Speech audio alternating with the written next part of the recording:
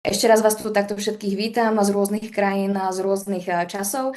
Moje meno je Lucia Bratová zo Slova Global Network a ďakujem aj spoluorganizátorke Martinke Harazínovej z Združenia občanov Akademy. Pripravili sme si pre vás dnešný webinár ako prvé stretnutie ďalších 6 webinárov, ktoré ešte len prídu.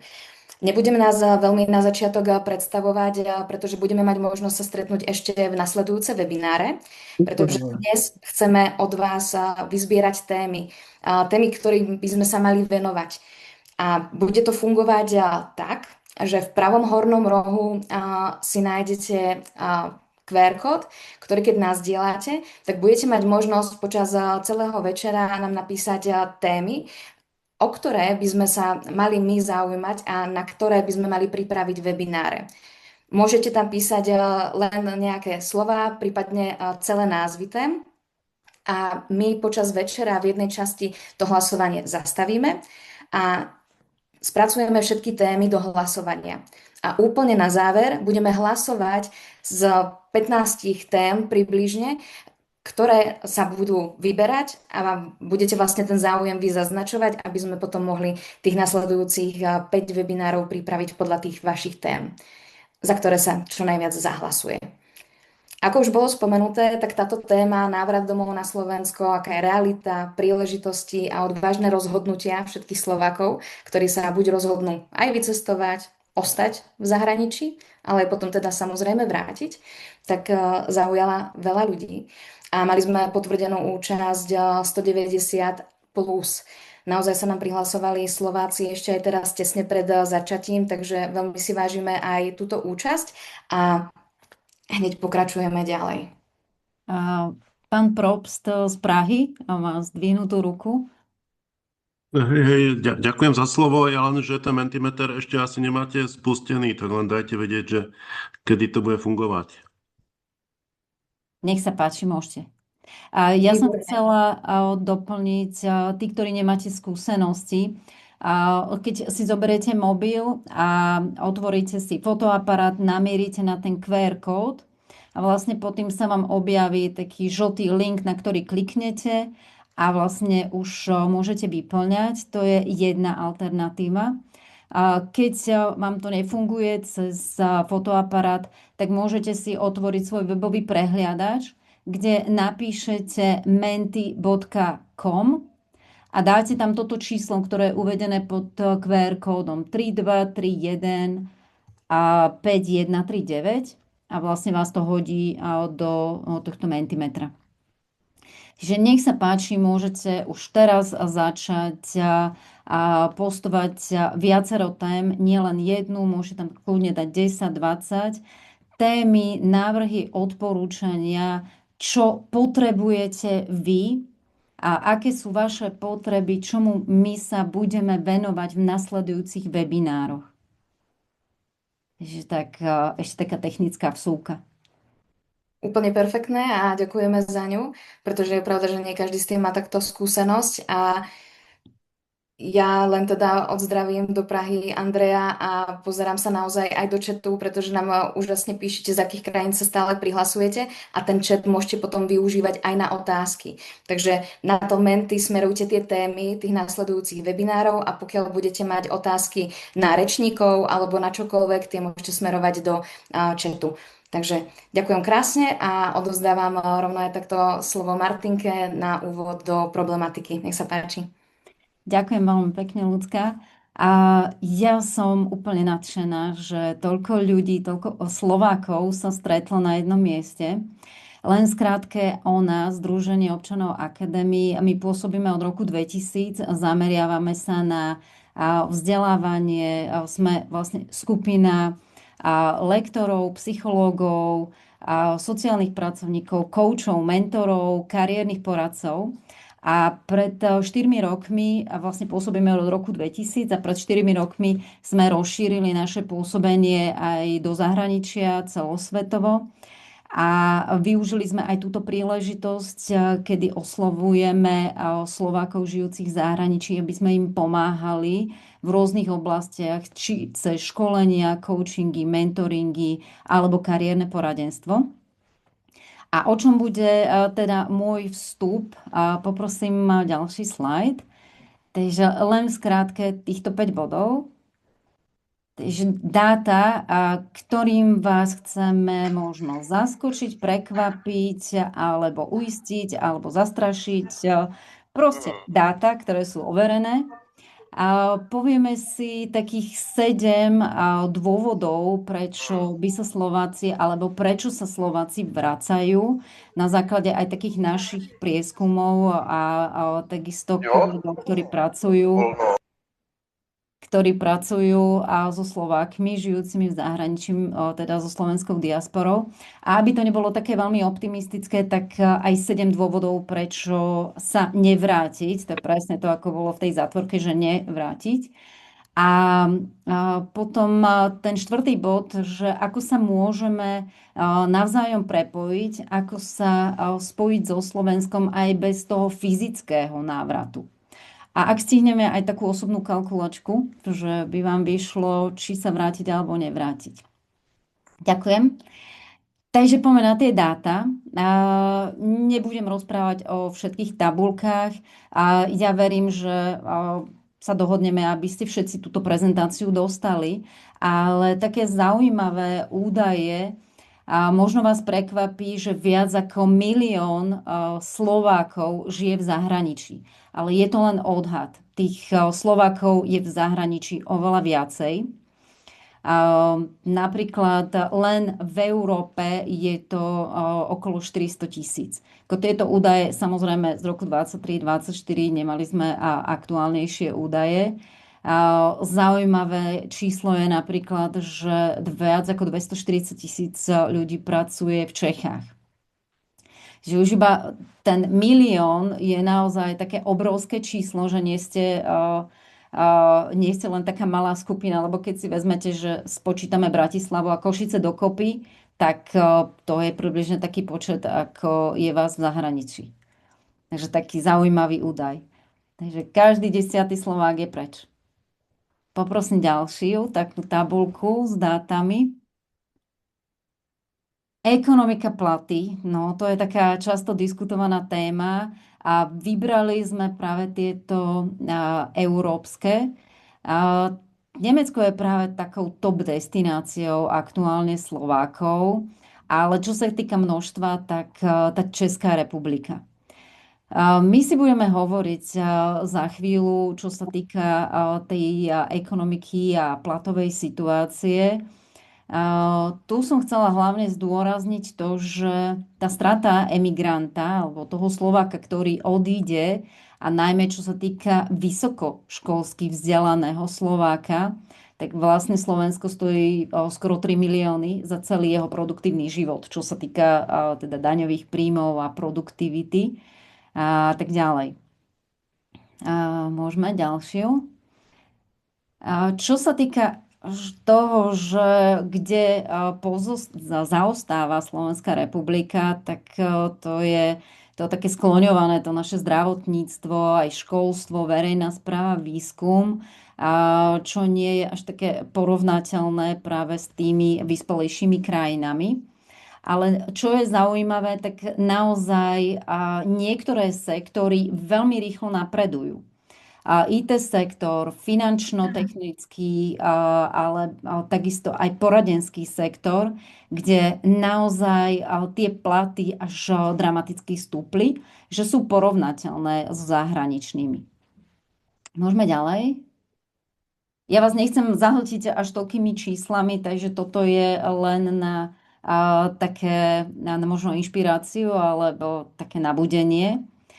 Čo sa týka tohto vzdelanostného odlivu, tak tým, že pracujeme aj na Slovensku so študentami a robíme kariérne poradenstvo, tak toto je realita, že 20 až 30% študentov stredných a vysokých škôl majú záujem študovať v zahraničí.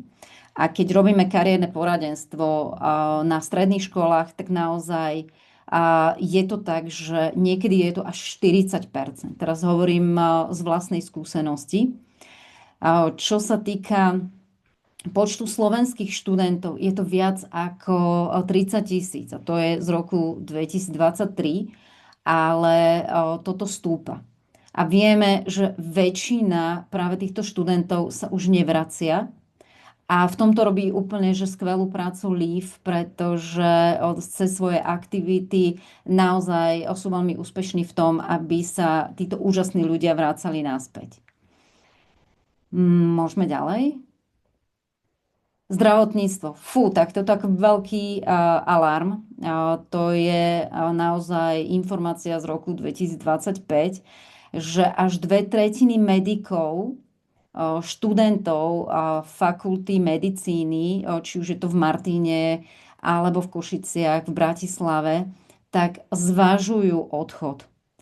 Že ono je to, si môžeme povedať, že fakt nefér, že vyštudujú bezplatne na Slovensku a potom odchádzajú do zahraničia, len neodchádzajú len kvôli tej platovej, respektíve zlatá kotva alebo tá zlatá reťaz nie sú platy, ale práve pracovné prostredie a takisto aj kvalita života. Že toto je naozaj taký alarmujúci údaj. Dobre, ďakujem. Môžeme ďalej. Čo sa týka demografie, tak ďalší alarmujúci údaj je to, že začali naozaj pôrody v roku 2024, je to až len na nejakých 46 000. A táto tendencia klesá, už je to 5 rokov po sebe, že sa rodí menej detí vlastne v porovnaní s počtom ľudí, ktorí umrú. A za nejakých 5 rokov základné školy budú mať problém, pretože im nastúpi o polovicu menej detí. Za tých 13-14 rokov presne v tejto istej situácii budú stredné školy, pretože nebudú mať dostatok študentov. Že hrozí riziko zatvárania základných škôl, boj o študentov, o žiakov. Takisto stredné školy. A už teraz je problém napríklad na odborných školách, že sú prázdne, poloprázdne. Takže čo bude o niekoľko rokov, tak to je otázka. Môžeme ďalšie. A ja idem tak veľmi rýchlo, aby som vás nejak nezahltila množstvom informácií, ale dala vám také esenciálne, čo považujeme, že by mohlo byť pre vás užitočné. Čo sa týka tých dôvodov, ktoré som spomínala úvodom, tak 7 argumentov, prečo je skvelé vrátiť sa na Slovensko. Takým úplne top magnetom alebo najsilnejším magnetom je práve rodina a blízky. Či už starnúci rodičia alebo deti vyrastajúce bez starých rodičov, chýbajúci taký nejaký rodinný kontext, tak to sú také najsilnejšie emocionálne motivátory návratu.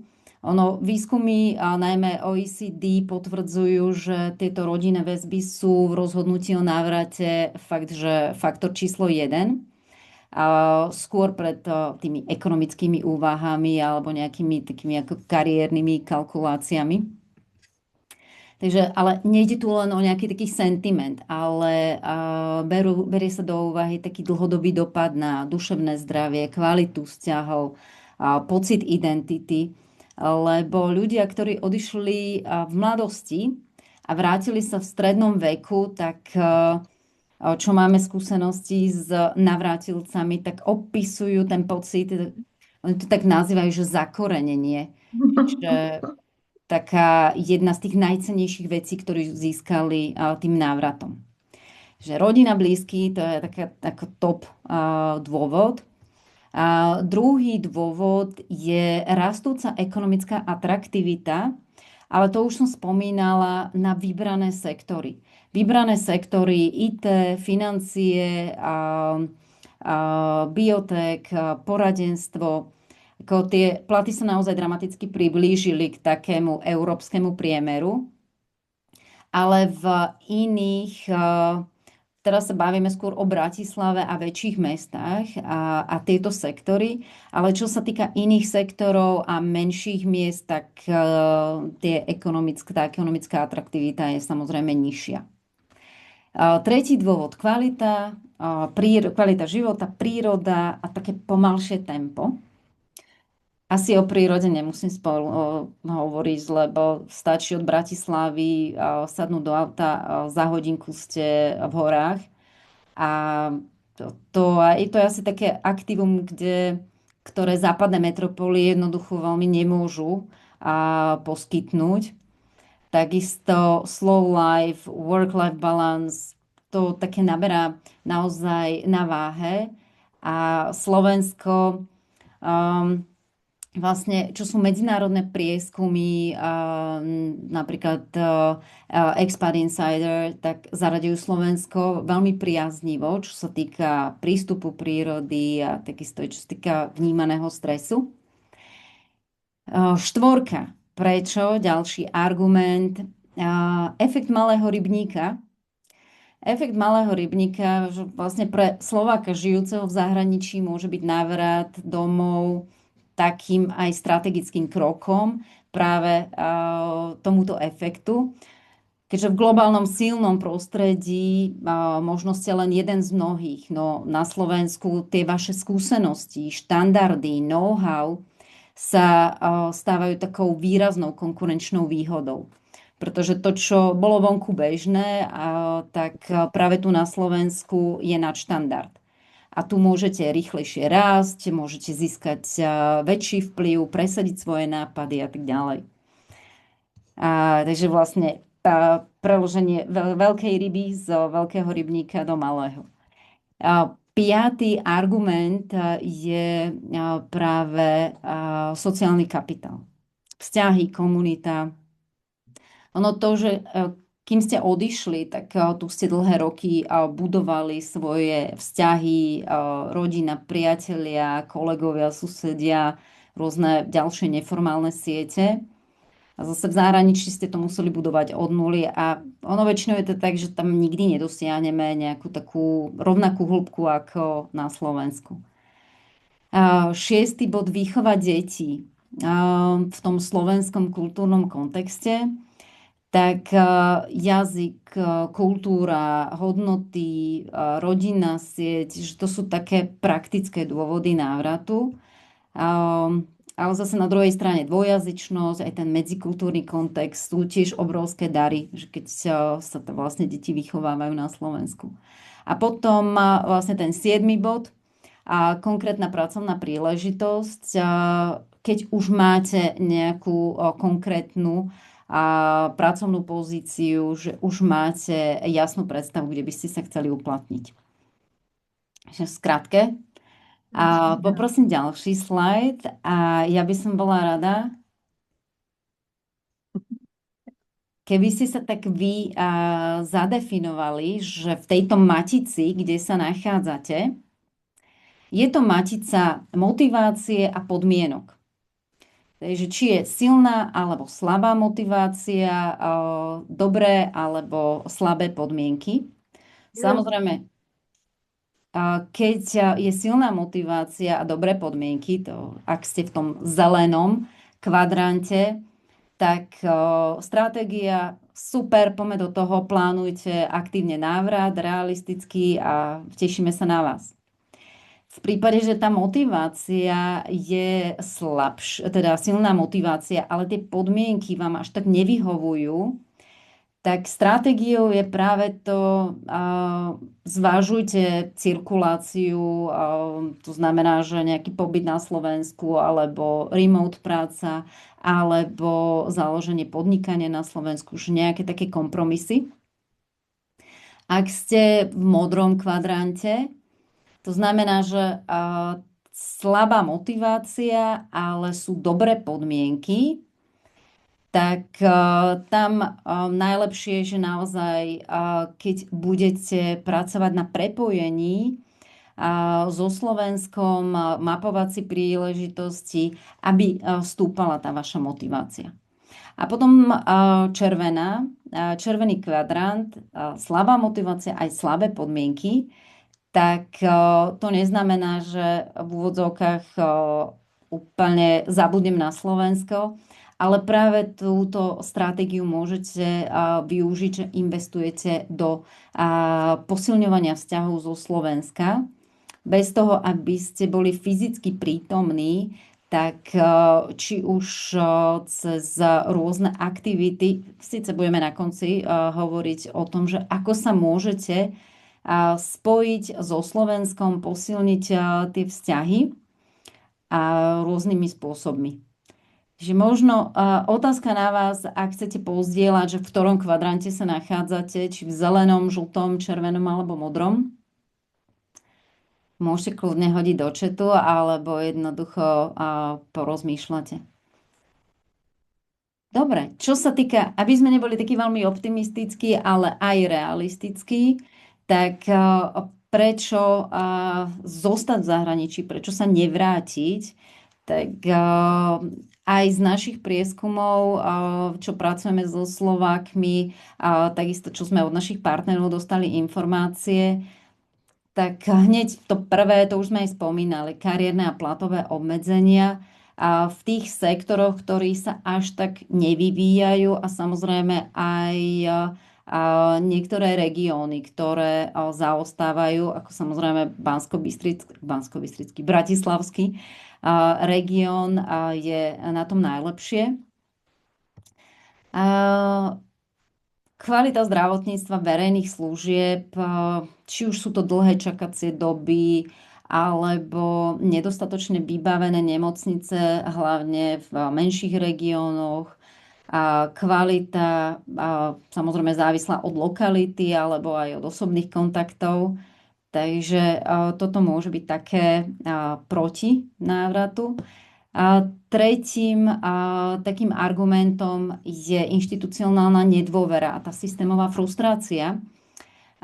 Či už korupcia, pomalá justícia, byrokracia, tak tieto problémy sú aj reálne zdokumentované. Napríklad Transparency International zaraďuje Slovensko na 56. miesto. Výrazne horšie napríklad oproti Estonsku, Írsku alebo Nemecku.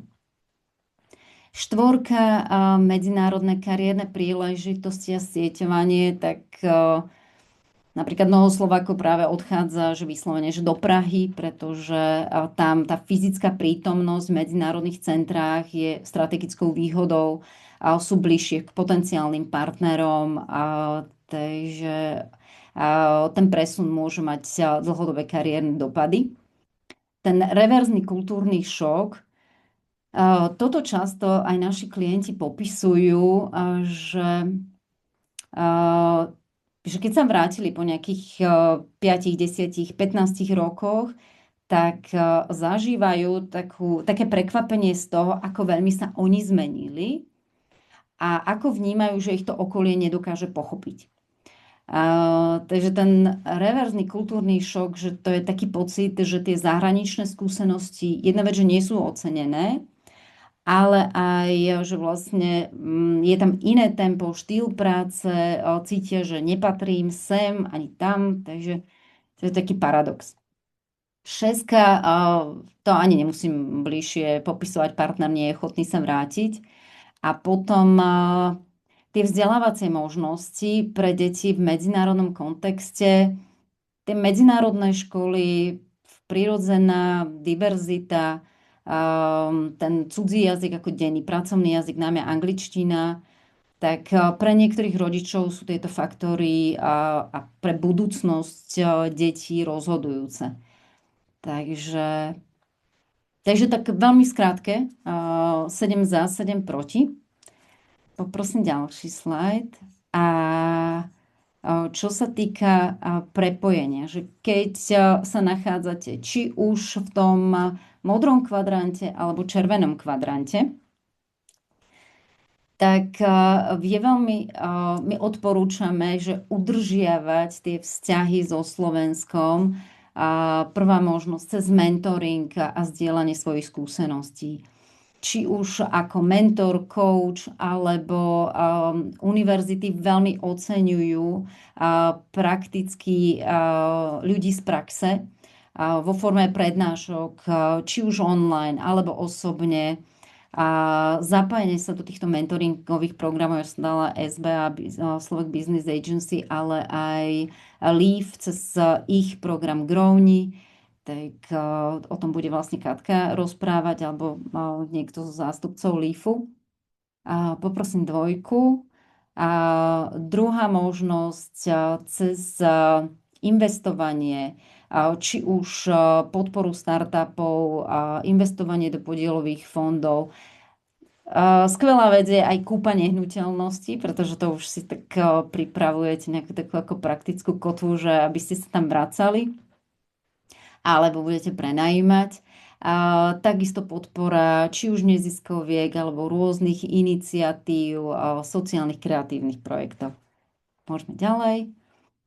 Tretím, transfer znalostí. Že budete organizovať rôzne workshopy práve z toho vášho sektoru.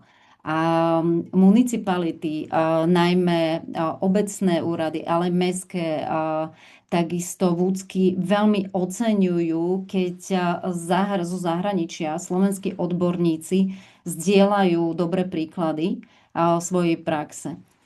Alebo zúčastňovať sa na konferenciách. A takisto aj rôzne publikácie, podcasty alebo čokoľvek, keď šírite zo svojich skúseností. Sieťovanie, či už prepájate, respektíve či už budete prepájať, budete nejakým sprostredkovateľom, networkerom na prepájanie slovenských firiem s firmami z vášho okolia, alebo sami si vybudujete nejakú skupinu, ak ešte nie ste, alebo sa začleníte do nejakej existujúcej skupiny Slovákov vo vašom okolí. Takže 4., 5. možnosť, cirkulácia alebo tento hybridný model prítomnosti. Bežne remote práca, to znamená práca na diaľku, plus, že zostávate jednu časť roka doma, jednu časť na Slovensku. Samozrejme nie, vždy sa to dá. Potom možnosť project-based spolupráce so slovenskými firmami cez consulting bez potreby tej fyzickej prítomnosti. Digitálnych nomádov poznáme, zamestnanci svetových firiem a žijú kdekoľvek na svete. A my vás vítam, aby ste aj na Slovensko prišli nomádovať. Postupný presun, lebo keď pracujeme s klientami, tak naozaj cítia sa pod tlakom, že teraz musí sa rozhodnúť. A teraz mám alebo nemám. A tým, že to pôjde tak postupne, že napríklad 1 mesiac v roku budem na Slovensku, potom to predĺžujem o 3 mesiace, 6 mesiacov, že sa tak postupne k tomu približujem. Alebo ešte ďalšia možnosť, dať si sabatikál, je to také fancy aktuálne, že pol roka, rok, tak prečo si ho nedať na Slovensku? A posledná vec, my budeme veľmi radi, keď sa budete zúčastňovať aj vecí verejných, a určite voliť zo zahraničia. Uvidíme, že ako to bude v najbližších voľbách, či sa bude dať. Jedna vec, budete mať teraz príležitosť aj kontaktovať sa s ľuďmi práve z VAJA, ktorí majú na starosti návratovú politiku, ale ktorí sa venujú práve slovenskej diaspore aj s úradom pre Slovákov žijúcich v zahraničí. Tak ja sa veľmi teším, že prijali pozvanie a pozdieľajú, že čo všetko môže Slovensko pre vás spraviť. Máte možnosť pripomienkovať aj legislatívu, takisto čo sa týka Slovenska, tak máte možnosť podporovať aj slovenské iniciatívy v európskych inštitúciách. Takže veľmi skrátke, veľmi rýchlo. A čo sa týka tej osobnej kalkulačky, ja už prekračujem svoj limit, tak ako som hovorila, budete mať túto prezentáciu, tak si môžete spraviť túto osobnú kalkulačku, taký testík, kde si dáte 1 až 10. 10 je, že úplne súhlasím, 1 úplne nesúhlasím. A vlastne tam máte následne aj vyhodnotenie. Ja teraz odovzdávam slovo ľudské a ja budem sledovať jedna vec mentíčko a takisto aj vás poprosím, aby ste do chatu dávali otázky, či už na mňa alebo na ďalších prezentátorov alebo čokoľvek vás napadne. Pozerám, že už aj odporúčania, takže teším sa, že ste takí aktívni. Super. Ďakujeme krásne, Martinka, takto aj za vstup a všetky dáta. Ja som sa ešte vrátila na tú osobnú kalkulačku aj kvôli tomu, ak by si chcel niekto spraviť teraz ešte screenshot, než bude poslaná prezentácia, alebo aj kľudne aspoň fotku cez telefón, takže ešte pár sekúnd nechávam na tomto slajde a hneď preklikávam ešte aj na druhý slajd, kde bolo to vyhodnotenie, takže rovnako si môžete ešte spraviť screenshot alebo nejakú fotografiu, aby ste si po prípade hneď po tomto webinári vedeli urobiť aj takýto testík a celú kalkulačku. Takže ďakujeme pekne. A posúvame sa ďalej na ďalšie vstupy práve inštitúcií Slovenska. Ako už zaznelo, tak práve VAJA a aj Úrad pre Slovákov žijúcich v zahraničí a aj LIV budú takto prítomní. Takže ako prvá vystupí práve výskumná inovačná autorita VAJA v zastúpení magistrov Dominikou Vargovou. Takže len takto sa spýtam, či tu Dominiku máme a pekne ju privítam. Máme.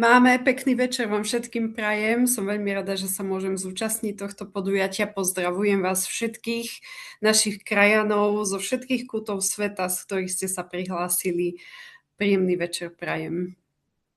Perfektne, ďakujeme krásne a odozdávam slovo a preklikávam rovno aj prezentáciu. Nech sa páči. Tak začala by som tým, že som teda zástupkyňou výskumnej a inovačnej autority, ktorá pôsobí na úrade podpredsedu vlády Slovenskej republiky pre plán obnovy znalostnú ekonomiku a som konkrétne z odboru talentových politík. Ja osobne mám na starosti agendu diaspory, preto som tu dnes večer s vami ja. Chcela by som vám najskôr predstaviť, čo vlastne patrí do našej agendy. Poprosím ďalší slajdík, aby som zaramcovala naše kompetencie, naše aktivity. Vlastne naše pôsobenie vyplýva z kompetenčného zákona a vyplýva z toho to, že náš odbor v rámci úradu podpredsedu vlády riadi a koordinuje opatrenia na uskutočňovanie talentovej politiky.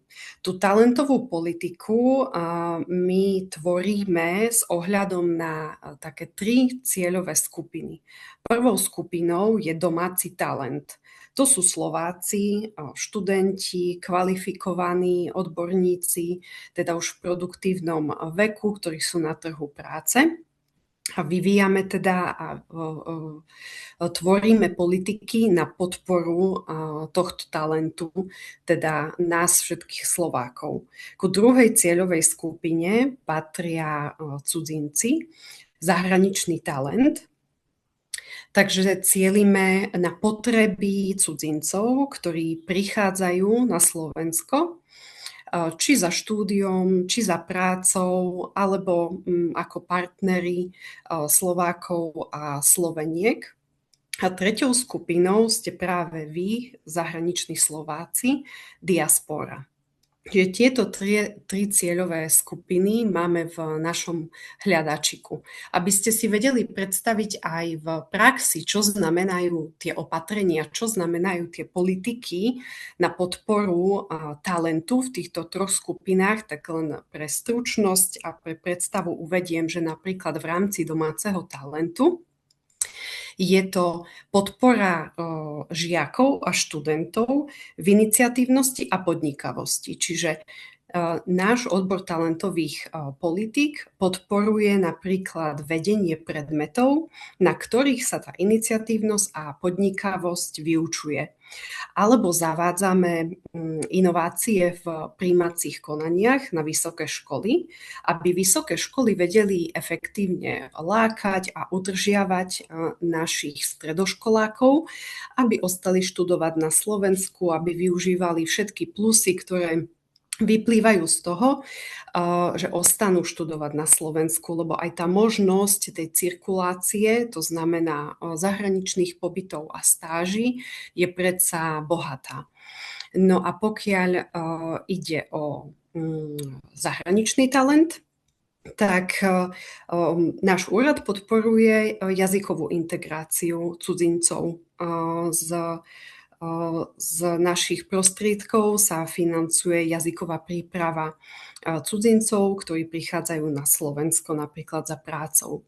No a agenda diaspory, teda moja agenda, zahŕňa tiež niekoľko opatrení, ktoré vám predstavím v krátkosti, lebo tých je predsa viacej a tie si myslím, že vás zaujímajú najviac. Na tomto slajde vidíte taký trojholníček. Ja by som chcela vysvetliť, čo v ňom vlastne je. Výskumná a inovačná autorita vytvorila dokument Národnú stratégiu výskumu, vývoja a inovácií a v rámci tejto stratégie my máme akčný plán. Momentálne je v pripomienkovom konaní, je to akčný plán na roky 26 a 28 a my ako odbor talentov, talentáci, tam máme opatrenie 16, lákanie, udržanie talentu. A práve v rámci tohto opatrenia my vyvíjame niekoľko aktivít na podporu talentu. Celkovo našim cieľom je skvalitniť prístup k práci s talentom, aby celkovo naša spoločnosť na Slovensku rástla, vyvíjala sa, aby sme podporili konkurencieschopnosť ekonomiky. No a v rámci tohto opatrenia by som vypichla najvýraznejšie opatrenia, ktoré sa dotýkajú diaspory. Poprosím slajdík, môžete kľudne aj ďalší, lebo už cieľ som nejako zaramcovala. Čiže niekoľko opatrení. Jedným z opatrení bola výzva, ktorú vlastne aj Ľudská v úvode spomínala, na podporu diaspory z plánu obnovy. Vlastne aj toto podujatie je financované z tejto výzvy. A my v súčasnosti vyhodnocujeme túto výzvu, do akej miery boli podporení zahraniční Slováci, nakoľko sa javia úspešné tieto podujatia. Vidíme, že je to taká veľmi významná stavebná tehlička v nadväzovaní kontaktu so zahraničnými Slovákmi a že naozaj táto výzva prispela k posilňovaniu vzťahov medzi Slovenskom a zahraničnými Slovákmi. To bolo jedno z opatrení z plánu obnovy a my v tom akčnom pláne, ktorý som spomínala, na túto výzvu nadväzujeme. Čiže tehličku po tehličke my staviame ďalej na tom, čo sa už dobre spravilo. A v nadväznosti na to vidíte, že som uviedla, že plánujeme okrúhle stoly aktérov v agende diaspory. Tak čoskoro my ako odbor talentových politík budeme organizovať podujatie, ktoré pod jednu strechu zoskupí dôležitých aktérov v agende diaspory, sadneme si za okrúhle stoly a budeme debatovať o tom, čo ďalej. Podujatia z výzvy sa spravili, množstvo ďalších prospešných aktivít, ako na to vieme nadviazať. Čo tí naši zahraniční Slováci potrebujú? Hej. Vy mnohí aj zo Slovak Global Network, aj pani Harazinová, komunikujete s nimi. Dáme sa takto všetci dokopy, aj štátny sektor, verejný sektor, neziskový sektor. Tí, teda prizvaní za okrúhle stoly, si urobíme taký, povedzme, plán na ďalšie obdobie, lebo viete, že ten plán obnovy končí v júni, no a potrebujeme niečo robiť ďalej, aby sa nestalo, že bude nasledovať nejaké hluché obdobie a budeme musieť ako reštartovať to, čo už sa dobre spravilo. Takže toto nás čaká v blízkej budúcnosti. Z toho vyplýva aj prepájanie zahraničných Slovákov so Slovenskom alebo prepájanie Slovenska so zahraničnými Slovákmi, lebo stáva sa nám, že keď s kolegami chodíme na rôzne pracovné stretnutia alebo aj vedieme nejaké neformálne diskusie, tak jednotlivé inštitúcie sa nás pýtajú a nepoznáte náhodou nejakú Slovenku, Slováka, ktorý by k nám napríklad prišiel prednášať, viedol by nejaký workshop alebo konzultácie a my dokážeme vlastne na takýto dopyt aj promptne reagovať a spájať tieto inštitúcie, aj súkromný sektor, verejný sektor, štátny sektor s jednotlivcami, so zahraničnými Slovákmi.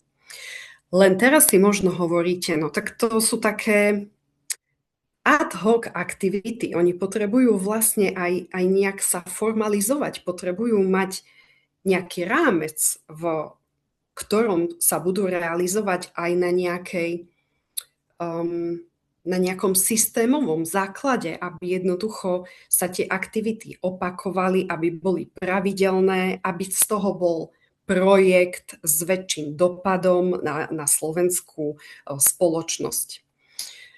Najdôležitejším opatrením, ktoré by som chcela vypichnúť, ktoré je v tom akčnom pláne a svieti to tam na slajde, je Národná stratégia práce s talentom. Slovensko takú nemá. My nemáme nejaký, nazvem to, iniciatívu, dokument, ktorý by bol východiskom pre štát, ako postupovať v práci s talentom. S domácim, zahraničným a s diasporou. Diaspora tvorí mimoriadne dôležitú časť toho domáceho talentu, lebo my Slovákov vnímame stále, že sú domáci talent. Vy ste všetci naši. V tejto stratégii práce s talentom chceme čierne na bielom napísať, čo dobre sa spravilo, aký obrovský potenciál tá diaspora pre Slovensko má a aké opatrenia je nevyhnutné uskutočniť a podporiť na úrovni štátu, aby sme tú spoluprácu ešte viacej prehlbili. Ja hovorím o spolupráci, ja hovorím skôr o cirkulácii, pretože až keď bude nadviazaný dôveryhodný kontakt so štátom, až vtedy, domnievam sa, môžeme hovoriť o nejakých návratoch. Jednoducho, ten štát si musí vytvoriť dôveryhodnú komunikáciu so zahraničnými Slovákmi. Musia sa tu vytvoriť podmienky na ten návrat. Takže preto ja radšej hovorím o spolupráci, o cirkulácii. A až neskôr môžeme hovoriť o konkrétnych opatreniach na podporu návratu. Toto teda je taký veľmi významný dokument, ktorý nás čaká. My už držíme s kolegami pero v ruke a tvoríme ho, ale nedá sa tvoriť tento dokument len tak od stola. Že my sa teda pekne ráno zídeme v kancelárii a budeme si voľačo písať, nebodaj otrhnutí od reality. To nie sme, ale vy nám ešte viacej, milí krajania, dokážete pomôcť pri tvorbe tejto stratégie. A ja by som vás chcela teraz touto cestou osloviť, aby ste sa zapojili do nášho prieskumu. Ľudská už vysvietila slajd. My sme spustili prieskum formou dotazníka, kde sa vás pýtame, aké sú vaše skúsenosti zo zahraničia, čo vás motivovalo odísť do zahraničia, čo by rozhodlo o tom, aby ste sa vrátili, alebo ako by ste minimálne chceli nadviazať kontakt so Slovenskom formou spolupráce s inštitúciami, formou prednášok, hosťovania a tak ďalej. Čo by teda ovplyvnilo váš dočasný alebo aj úplný návrat? Ako by ste si predstavovali tú spoluprácu?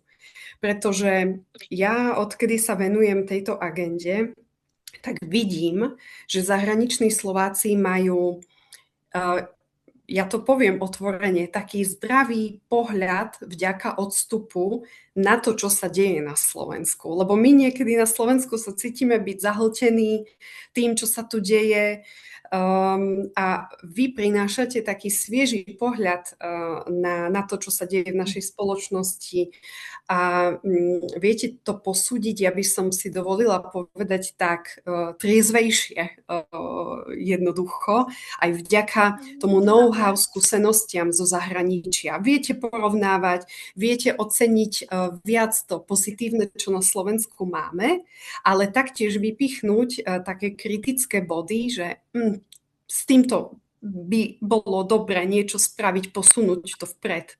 Ja budem veľmi rada, pretože každý hlas sa nám ráta.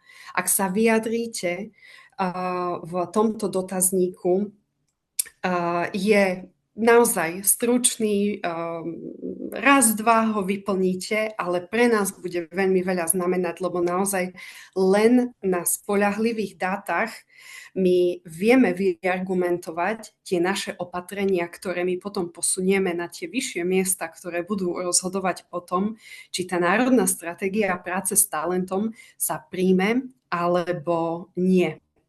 Tak ja som veľmi rada, vidím teraz aj v čete, že pribúdajú komentáre. Ja si to všetko značím, zaznamenávam, lebo naozaj tie vstupy sú pre nás mimoriadne vzácne. Tento dotazník nájdete na našich sociálnych sieťach, na našej webovej stránke. Teraz si môžete naskenovať ten QR kód. Môžete, jednoducho nájdete to na webe, na Facebooku, na Instagrame, na LinkedIne, odkaz na tento dotazník. Vidím, že niekto píše, že QR kód nefunguje. Je to možné, že možno nejako tá obrazovka skresľuje ten QR kód, malo by to ísť, ale každopádne nájdete odkaz aj cez náš web alebo cez sociálne siete. Budem veľmi vďačná za to skutočne a ešte raz chcem poďakovať aj organizátorom Slovak Global Network za toto podujatie, za možnosť vystúpiť a všetkých vás pozdravujem do celého sveta a budem sa tešiť na odozvu cez tento dotazník. Ďakujem veľmi krásne takto za vstup. My ďakujeme, že ste toho súčasťou aj takto závaju a aj, že si našla čas a povedala nám aj o novinkách. A teda bolo písané, že QR kód nefunguje, skúšala som načítať a mne ide. Vyskúšajte ešte raz a my ho veľmi radi potom zazdielame s výstupmi aj z tohto webináru, pretože ide o veľmi zaujímavý dotazník, takže ďakujeme ešte raz za všetky vstupy a posunieme sa takto spoločne ďalej. Ďakujem aj ja. Tak a posúvame takto pomyselnú štafetu aj na Úrad pre Slovákov žijúcich v zahraničí a poprosím pána profesora Petra Chrastinu o pripojenie. Pekný dobrý večer. Takže som pripojený. Poprosil by som prvý slajdík. Vážení prítomní Slováci, Slovenky, krajani a krajanky, dobré ráno, dobrý deň, dobrý večer, ako komu vyhovuje. Dovoľte, aby som v krátkosti predniesol alebo prezentoval výstupy, ktoré my vidíme, že by mohli byť pre vás zaujímavé, interesantné z pohľadu Úradu pre Slovákov žijúcich v zahraničí. No a iba nejaký úvod k tej mojej prezentácii, že úrad bol už v predchádzajúcich minútach minimálne 2-3 krát spomenutý. čo ma veľmi teší. Úrad pre Slovákov si v roku 2026, čiže v tomto roku pripomína 20. výročie svojho pôsobenia. V podstate primárne v minulosti sme sa venovali výhradne krajanom tej starej diaspore. V ostatnom období už oblasť nášho záujmu sa začína orientovať aj na tú tzv. Novú diasporu. Čiže to sú vlastne občania Slovenska, nebudem hovoriť Slováci, Slovenky, lebo občanmi našej krajiny sú aj príslušníci minorít, tí, ktorí po roku 89, respektíve 93 odchádzajú do zahraničia z konkrétnych dôvodov, nemá význam ich teraz rozvádzať alebo rozpitvávať. Každopádne, ako som povedal, náš úrad sa snaží správať alebo robí všetko preto, aby bol inkluzívny, čiže snažíme sa starať a zaujímať o Slovákov všetkých bez rozdielu, či už sa jedná o tých talentovaných, ako tu bolo povedané, ale ja si myslím, že štát sa má starať aj o tých menej talentovaných. Príkladom je napríklad Nórsko a jeho výsledky na olympiáde. Takisto je pre nás dôležité, že sa musíme starať aj bez ohľadu na to, či niekto je alebo nie je úspešný. A takisto nás musí zaujímať každý jeden občan Slovenska, ktorý je v zahraničí, bez toho, že by sme mali riešiť dôvody jeho pobytu. Či sú zištné alebo nezištné. Ako som naznačil, rešpektujeme špecifika viacgeneračných komunít, aj novodobých migrantov, čiže v podstate oblasti nášho pôsobenia a záujmu sú príslušníci tej starej alebo už aj pred chvíľou spomenutej novej diaspory. Každopádne odmietame animozitu, čiže akákoľvek neznášanlivosť medzi vlnami tých starých nových diasporníkov, respektíve animozity medzi príslušníkmi diaspory, považujeme za negatívny jav. Je veľmi nepríjemné, ak sa k tomu máme vyjadrovať. Veľmi často sú to osobné veci, ktoré istým spôsobom neprospievajú vôbec či už príslušníkom komunity, ale takisto je to aj nedobrá vizitka Slovenska aj navonok. Určite treba k tomu zaujať stanovisko, ale sú to veľmi nepríjemné veci, ktoré niekedy musíme riešiť. Každopádne je to pre nás neakceptovateľný jav, tieto animozity. Každopádne chceme vytvárať prirodzený networking a slovensko-slovenský dialog, či už so Slovenskom doma a samozrejme zahraničí, prípadne s vami v zahraničí, s nami doma. Primárne okrem iného je to súčasťou našej agendy, sa snažíme o kultúrne prepájanie. Takými erbovými podujatiami máme folklórne slávnosti pod Polanou v Detve a tam máme dve čisto krajanské podujatia, Krajanský dvor a Krajanská nedeľa, kde sa stretávajú Slováci z celého sveta. Znova poviem, či už si to noví alebo starí diasporníci. A je veľmi, veľmi príjemné byť ich prítomnosti, že ľudia, ktorí sa vidia prvýkrát v živote, vytvoria priateľstva a oni o rok sa chcú sieťovať, príde k nám žiadosť o dotáciu, pretože folklórny súbor z Írska, to poviem o chvíľku, chce navštíviť podujatie v Maďarsku, znova v krajanskom prostredí. Každopádne spolupracujeme s diasporníkmi, krajanmi novými, starými, aj po odbornej stránke. Príkladom je tvorivá škola žurnalistiky, ktorá prepája krajanských novinárov z krajanských komunít s tými mediálnymi tvorcami z novej diaspory. Plus k tomu samozrejme sú to zástupcovia aj médií zo Slovenska, napríklad TASR, prípadne kreatívne centrá vybraných univerzít na Slovensku, ktoré sa mediálnou oblasťou zaoberajú. Spomenul som tú iniciatívu z dola, ktorá vlastne vznikla v podmienkach Krajanského dvora a Krajanskej nedele, že náš úrad podporuje práve aj tie iniciatívy, ktoré vznikajú priamo na základe medziľudských vzťahov. Príkladom je účasť uspomínaného folklórneho súboru z Dublina, ktorý 25. apríla chce navštíviť a navštíví oslavy v slovenskom Komloši. Tu sú dva zábery. Jeden, ten vpravo, je tvorivá škola žurnalistiky minulý rok. A vľavo zase vidíte náš krajanský folklórny súbor zo Švajčiarska práve na spomínaných folklórnych slávnostiach pod Polanou. Je to v roku 2024. Poprosím ďalší slajdík. No, každopádne, čo sa týka tých návratov, tak snažíme sa iniciovať spoluprácu so štátnymi organizáciami. Napríklad na sklonku minulého roka úrad inicioval prepojenie 14 ministerstiev a 6 štátnych organizácií do riešenia tejto problematiky, aktívneho zapojenia štátu do návratovej témy. Boli rozpracované 3 tematické okruhy. Ten prvý je zmiernenie odlevu slovenských občanov do zahraničia, druhý je návrat, reintegrácia a tretí je komunikačný mechanizmus pre prepájanie s domovom. Nemáme bombastické očakávania, že zhruba 1,5 milióna Slovákov, ktorí sú v zahraničí, sa nám zo dňa na deň vráti naspäť, ale myslím si, že je potrebné vytvoriť nejakú platformu, kde ten človek, alebo ľudovo povedané web stránku, na ktorej ten človek nájde praktické informácie, ktoré naozaj potrebuje a hlavne, čo je dôležité, budú priebežne aktualizované. No a chceme vlastne nejakým spôsobom iniciovať prípravu akčného plánu podpory návratov a reintegračných služieb s dôrazom na vybrané profesie a úrad sa snaží sa veľmi intenzívne, aby tento program bol schválený štátnou exekutívou a hlavne garantovaný vládou. Pretože bez vrcholných predstaviteľov štátu, respektíve tých najvyšších štátnych orgánov, naša aktivita viac menej sa rozplynie do nenávratna. Poprosím ďalej.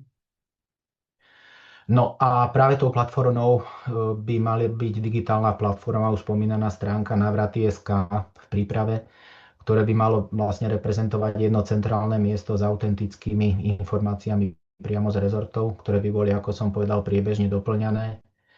Okrem iného by tam malo fungovať mechanizmus na párovanie kvalifikovaných odborníkov s konkrétnymi pracoviskami alebo zamestnávateľmi, aby ste nemuseli surfovať po internete, ale priamo si to našli práve na jednom mieste. Dôraz je kladený samozrejme na vedu, výskum, ale takisto aj deficitné profesie, ktoré tu máte vymenované. V podstate každý jeden remeselník, nielen na Slovensku, ale aj vo svete, je samozrejme vyhľadávaným druhom tovaru, ak to mám tak ľudovo povedať. A čo je dôležité, prosím vás, myslím si, že znova potvrdím to a poviem to nahlas, nesmieme mať záujem len o talenty. My musíme mať záujem o všetkých ľudí, ktorí sú slušní a chcú byť ľuďmi. Každopádne flexibilita foriem, čiže podporovať prezenčný návrat aj dištančného vzdelania know-how, osobitne teda vo vede a inováciách, ale pozor, pre všetkých ako takých. Strategický výhľad, teda čo sa týka nejakého dialógu a novej koncepcie do budúcnosti, tak v podstate v súčasnosti tvoríme alebo snažíme sa tvoriť strategické podklady do budúcnosti. Každé 2 roky sa organizuje stála konferencia Slovenská republika a Slováci žijúci v zahraničí 2026. Ja by som vás tam veľmi rád pozval, ale vzhľadom na to, že sme v konsolidácii, aby ste sa tam určite nezmestili, tak sa budete musieť uspokojiť, že toto podujatie bude streamované online. Budeme tieto informácie zdieľať na našom webe, čiže nebudete mať problém sa pripojiť a vidieť vlastne, aká je realita, aká je situácia. Podujatie sa robí 30. až 31.10.2026, čiže zapamätajte si koniec októbra. A je to vlastne ústredné podujatie, na ktorom sú prítomní vrcholní predstavitelia štátu a zároveň aj zástupcovia diaspory. Potom z tých strategických dokumentov v súčasnosti v týchto mesiacoch tvoríme na úrade koncepciu štátnej politiky Slovenska vo vzťahu k Slovákom žijúcich v zahraničí. Táto koncepcia sa robí na roky 2027 až 2031. V podstate ide o dokument, ktorý nejakým spôsobom vytýči kroky do budúcnosti s cieľom zachovania identity, kultúry, jazyka. A v podstate tie naše priority sú tie, ktoré vychádzajú z agendy nášho úradu. Primárne je to podpora vzdelávania. Sú aj dnes pripojení ľudia, respektíve kolegyne z Británie, ktoré touto cestou pozdravujem, ktoré majú priame skúsenosti so vzdelávaním v špecifickom prostredí. Ďalej spolupráca s komunitami, posilňovanie väzieb zo Slovenska, podpora novej migrácie.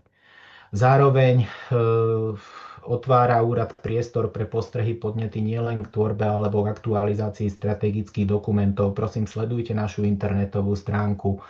Každý z nás máme svoj e-mail, organizujeme konferencie, občas dávame na našu webku aj výzvy na ktorú sa nám prihlási raz viac, raz menej ľudí.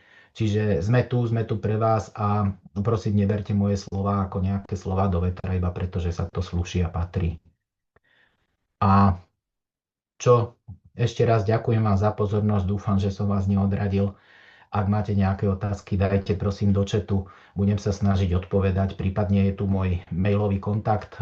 Samozrejme, ja neviem všetko, mám kolegyne, kolegov na úrade a môžeme vám nejaké tie odpovede, myslím si, že fundované, potom ďalej preposlať, prípadne vás odporúčiť na nejakých konkrétne ďalšie inštitúcie alebo ľudí. Ešte raz pekne ďakujem.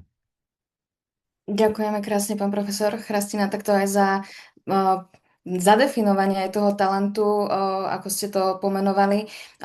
Vyjadrovala sa k tomu aj do chatu potom ďalej vlastne Dominika Vargová aj z VAJE, že ten talent je naozaj, že každý Slovák v zahraničí, ako ste doplnili, tak slušný. A v tom chate pribúdajú rôzne otázky. Ja v tejto chvíli sa snažím sledovať aspoň z nich pár, takže určite radi nazdielame aj tento dátum konferencie do mailu po tomto webinári, aby ste si všetci mohli poznačiť opäť ten dátum. A určite sa aj k ďalším otázkám a potom radi vrátime po tomto vysielaní. Takže ďakujeme ešte raz. Prosím. A tešíme sa na ďalší vstup za LEAF, kde vystúpi Braňo Kleskeň aj s Karolínou Šandalovou. Máme tu z LEAFu aj Katku Chebeňovú, ktorá bude takou podporou, takže vás tu vítam. Ľudská, prosím ťa, mohla by si ešte pripomenúť to mentíčko, aby sme získali ešte ďalšie? Určite, môžeme alebo kľudne aj, nech sa páči. Ak vidíš, ako nám to tam pribúda, kľudne to prosím ťa aj spomeň. Ja len zopakujem pre tých, ktorí ste sa pripojili aj neskôr.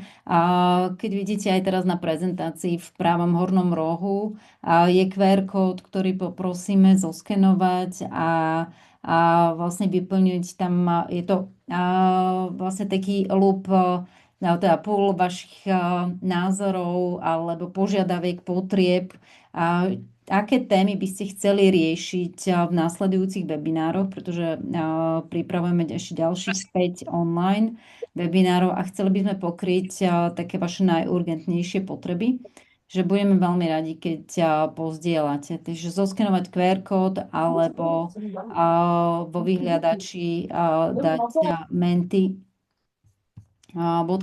a zadať to číslo 323 5139.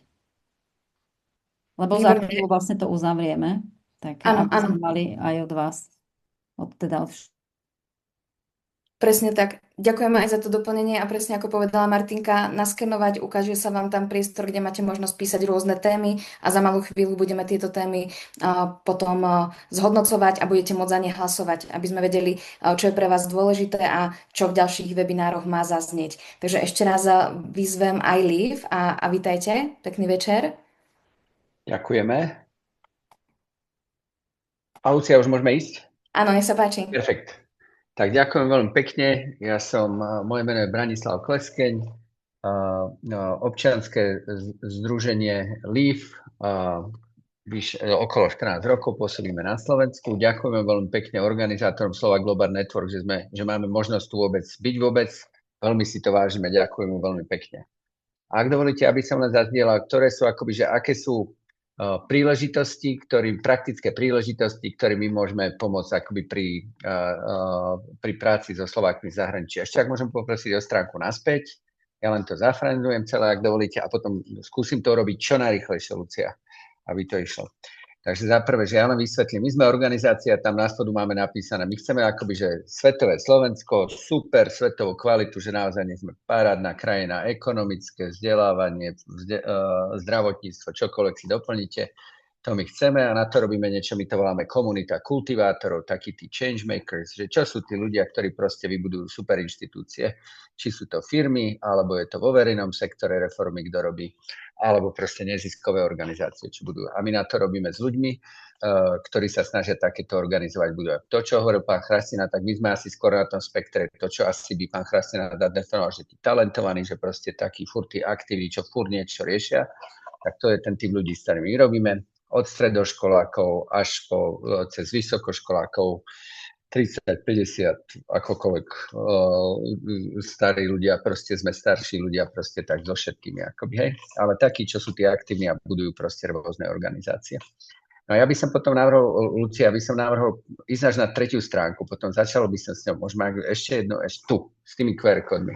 Ja som s tými QR kódmi by som poprosil, aby sa dalo.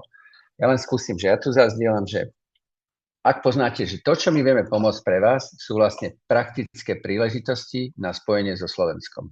To je celé, keď to zjednoduším. Ja do chatu som poslal teraz, možno niektorí poznáte Groni.sk, nejakú platformu, ktorú sme dali dohromady nielen ako Leaf, ale ešte organizácia DASA, to sme to dali dohromady. Robíme to zo 5 rokov, to máme a celkovo, čo robíme, praktické príležitosti pre vaše možné zapojenie kdekoľvek ste na svete. Takže myslím, že tie 3 hlavné, ktoré by som vyzdvihol, sú vľavo. Začnem vľavo dole, ak dovolíte. Ináč tu máte tie QR kódy, kľudne si ich môžete naskenovať a hneď vám to ukáže proste tie konkrétne oblasti.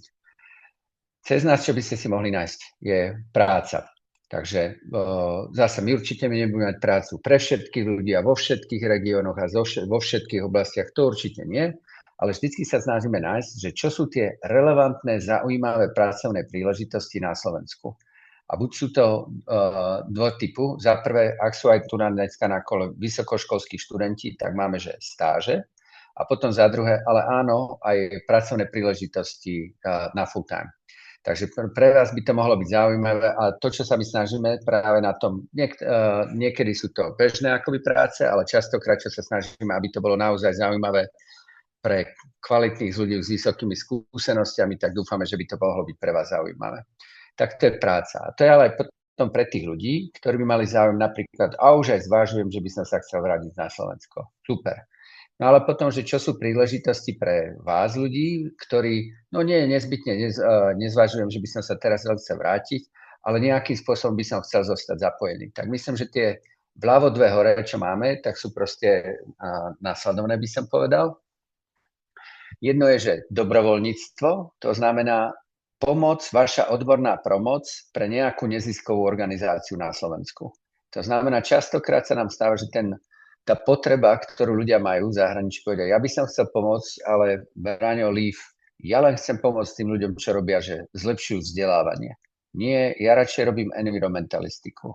Nie, ja radšej chcem pomôcť znižovať korupciu na Slovensku. Tak podľa tej odbornej oblasti, ktorú máte, keď si na to kliknite, my tam vždycky sa snažíme nájsť, že nám to trvá celkom akože veľké úsilie, nájsť, čo sú praktické príležitosti, že dneska taká organizácia nezisková hľadá, potrebujem pomoc s marketingom, potrebujeme pomoc, alebo nie, potrebujeme právnickú pomoc, lebo inak potrebujeme urobiť stanovy. Nie, potrebujeme urobiť nový typ produktu, ktorý by nám pomohol zarábať lepšie ako organizácii. Tak to sú proste, ako my to voláme, že to je skills-based volunteering, to znamená, že nejaké odborné dobrovoľníctvo. Tak keby ste mali akoby záujem, chcem pomôcť nejakej konkrétnej organizácii na Slovensku, tak dúfam, že týmto ako Leaf pomáhame dlhé roky a priniesť talent pre neziskové organizácie na Slovensku. Tak to je to dobrovoľníctvo.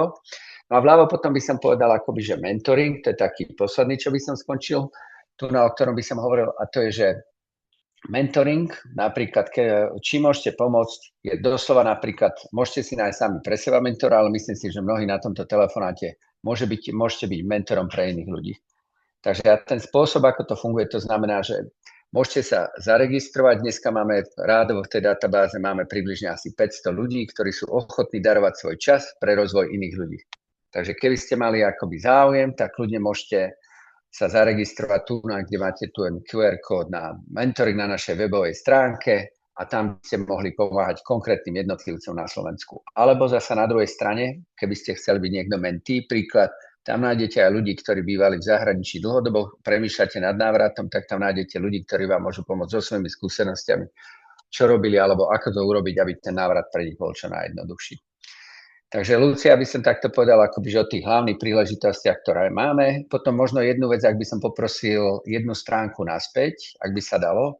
Na tú jednu vec, ktorú som len chcel zhighlightovať, že ohľadom toho mentoringu robíme teraz ešte aj taký jeden výberový 6-mesačný program, kde sa snažíme nájsť úplne najväčších odborníkov Slovákov z celého sveta. Tak ak by ste mali buď to tip na to, že vy by ste o to mali záujem, alebo príklad, mali by ste tip, že tu sú takí Slováci v v Japonsku taký, v Singapúre taký, podobne. A mali by ste tým, že takých ľudí by sme mali zapojiť na Slovensko, tak nám dajte vedieť. Po prípade, ak by ste mali sami záujem, tak ľudia sa do toho prihláste, to je taký 6-mesačný program. Ale ak by ste to mohli, Lucia, na ten ďalší slajd poprosím. To hlavné, čo by som povedal, že tu, ak by ste si z tejto prezentácie len mohli niečo odniesť, adresa grovni.sk, dal som to do chatu. Tu sú tie hlavné casey, buď práca, dobrovoľníctvo, mentoring. Myslím, že budú také hlavné asi pre túto skupinu. Asi všetko naspäť do štúdia by som poslal. Perfektné. Ďakujeme za príležitosť. My ďakujeme, že ste tu boli a ďakujeme takto aj na zazdieľanie všetkých QR kódov a všetkých príležitostí a teda Grovni.sk. Máme tu hneď v čete aj odpovede, že Liv je perfektný, takže my s tým súhlasíme. Bolo to spomenuté aj predtým, než si sa takto pridal k nám, takže ďakujeme ešte raz a tešíme sa aj na ďalšiu spoluprácu a posúvame sa. Ďakujem krásne. A posúvame sa ďalej aj k ďalšiemu hlasu komunity. A chcela by som takto prizvať aj Gabrielu Záhoránsku. Ahoj, Gabika. Ahoj, ďakujem za pozvanie. A nech sa páči, odovzdávam hlas. Super, ďakujem krásne, ďakujeme Žian, ďakujeme Liv. Liv je super tiež organizácia, plus one on that. Takže ďakujem, že ste nás tu pozvali. Prajem pekný večer, volám sa Gabriela Zahoránska a som Executive Director a Board Member v Slovak Pro. Môžeme to posunúť ďalej. Verím, že mnohí z vás nás už aj poznajú. Videla som tam nejaké mená, s ktorými viem, že často aj spolupracujeme. A pre všetkých, čo nás ešte nepoznajú, dúfam, že sa vám bude páčiť, čo robíme a čo skôr sa k nám pridáte. Môžeme ísť ďalej. Ako sa už povedalo, množstvo talentovaných ľudí odišlo zo Slovenska za príležitosťami práve do Ameriky alebo Kanady. Mnohí sa tam vypracovali na svetových vedcov, umelcov, podnikateľov a podobne. My sme nezisková organizácia, ktorá týchto profesionálov spája, aby sme boli silná komunita, ktorá sa tam vzájomne pomáha. A samozrejme aj Slovensku. Takže v praktickom význame, ak žijete v Amerike alebo v Kanade, spojte sa s nami, pomáhame si navzájom, pomáhame si s kontaktmi, či už kariérnymi, biznisovými a podobne, aby sme teda sa vybudovali v tej kariére trošku vyššie, alebo si pomohli aj biznisovo. Čiže môžeme ísť ďalej. Tu sú mestá, v ktorých pôsobíme. Začali sme v New Yorku a dnes sme v 11 mestách a stále pomalinky rastieme a otvárame nové. Napríklad tento rok to bude Londýn, čiže už nebudeme iba Amerika, Kanada, ale už ideme aj do Európy. A približne 2-krát ročne, môžeme ešte zostať na tej predchádzajúcej, ďakujem, a približne 2-krát ročne máme meetup aj v Bratislave, väčšinou okolo sviatkov a jeden potom v lete. Väčšinou je to nejaká iba happy hour alebo niečo podobné, aby sme sa všetci stretli a aby sme sa porozprávali a pospoznávali. Dnes už máme viac ako 3000 členov v týchto 11 mestách a ešte aj mimo nich samozrejme. A nespájame sa iba geograficky, ale spájame sa aj na základe odvetví. To je taká novinka trošku pre nás ešte. A vlastne rastie to hlavne v oblasti tech a startups. To poviem viacej trošku neskôr o tom, je to Brainboard. Potom sa stretávajú naši právnici, čiže máme Legal Group, Finance Group a potom Bio and Health. Čiže každý si vie v našej komunite niečo nájsť, vedia sa tam spojiť ľudia, ktorí riešia podobné veci. Môžeme ísť teraz ďalej. Komunitu budujeme hlavne prostredníctvom eventov, len minulý rok sme ich napríklad mali 50. Väčšinou sú in person, čiže sú to normálne nejaké stretnutia, či už panelové diskusie, talky, konferencie, alebo v podstate aj také happy hour a pikniky, lebo niekedy je to príjemné sa len tak stretnúť. Budeme sa tešiť, ak sa na našich eventoch zúčastníte a pomôžu vám vybudovať či už ten network, nových kamarátov alebo tie kontakty. Každoročne máme aj summit v New Yorku, je to stále v septembri a pozývame tam úspešných Slovákov, hlavne z Ameriky a potom nejakých partnerov zo Slovenska. Môžeme ísť ďalej. Podobný event máme aj v San Francisku, je to každoročne Slovak Meet Slováks, ale už sa to volá Slovak Tech Conference, čiže trošku to zmenilo názov. Je to podobné ako Summit, ale je to vlastne pre ľudí, čo sú hlavne v tech a startups. A potom takisto sa stretávame, to bolo teraz nedávno, myslím, čo to bude pred týždňom, South by Southwest, takže robíme Slovak House v Austine počas najväčšieho festivalu South by Southwest. Môžeme ísť ďalej. A potom eventy počas všelijakých veľkých konferencií, hlavne v San Francisku, ako napríklad počas TechCrunch. Takže ukážem potom stránku, kde nájdete všetky eventy, aby ste sa mohli zúčastniť. Väčšinou sú to eventy zadarmo, môžete iba prísť, stretnúť komunitu a príjemne sa porozprávať. Môžeme ísť ďalej? Tak, Brainboard. To je naša skupinka trošku špeciálna, lebo spája naozaj top expertov, hlavne v Silicon Valley, hlavne v techu a startupoch, ktorí vlastne pomáhajú slovenským startupom rásť. Čiže v podstate pomáhajú im expandovať do Ameriky, dávajú im mentoring a podobne. Čiže vlastne snažíme sa, aby tie slovenské biznisy uspeli. A tento Brainboard je lídovaný aj založený Michalom Šimkovičom, ktorý je zároveň aj prezidentom Slovak Pro. Môžeme ísť ďalej? Tu sú len niektoré z firiem, v ktorých vlastne títo experti pracujú, čiže naozaj sú to top značky. Môžeme ísť ďalej.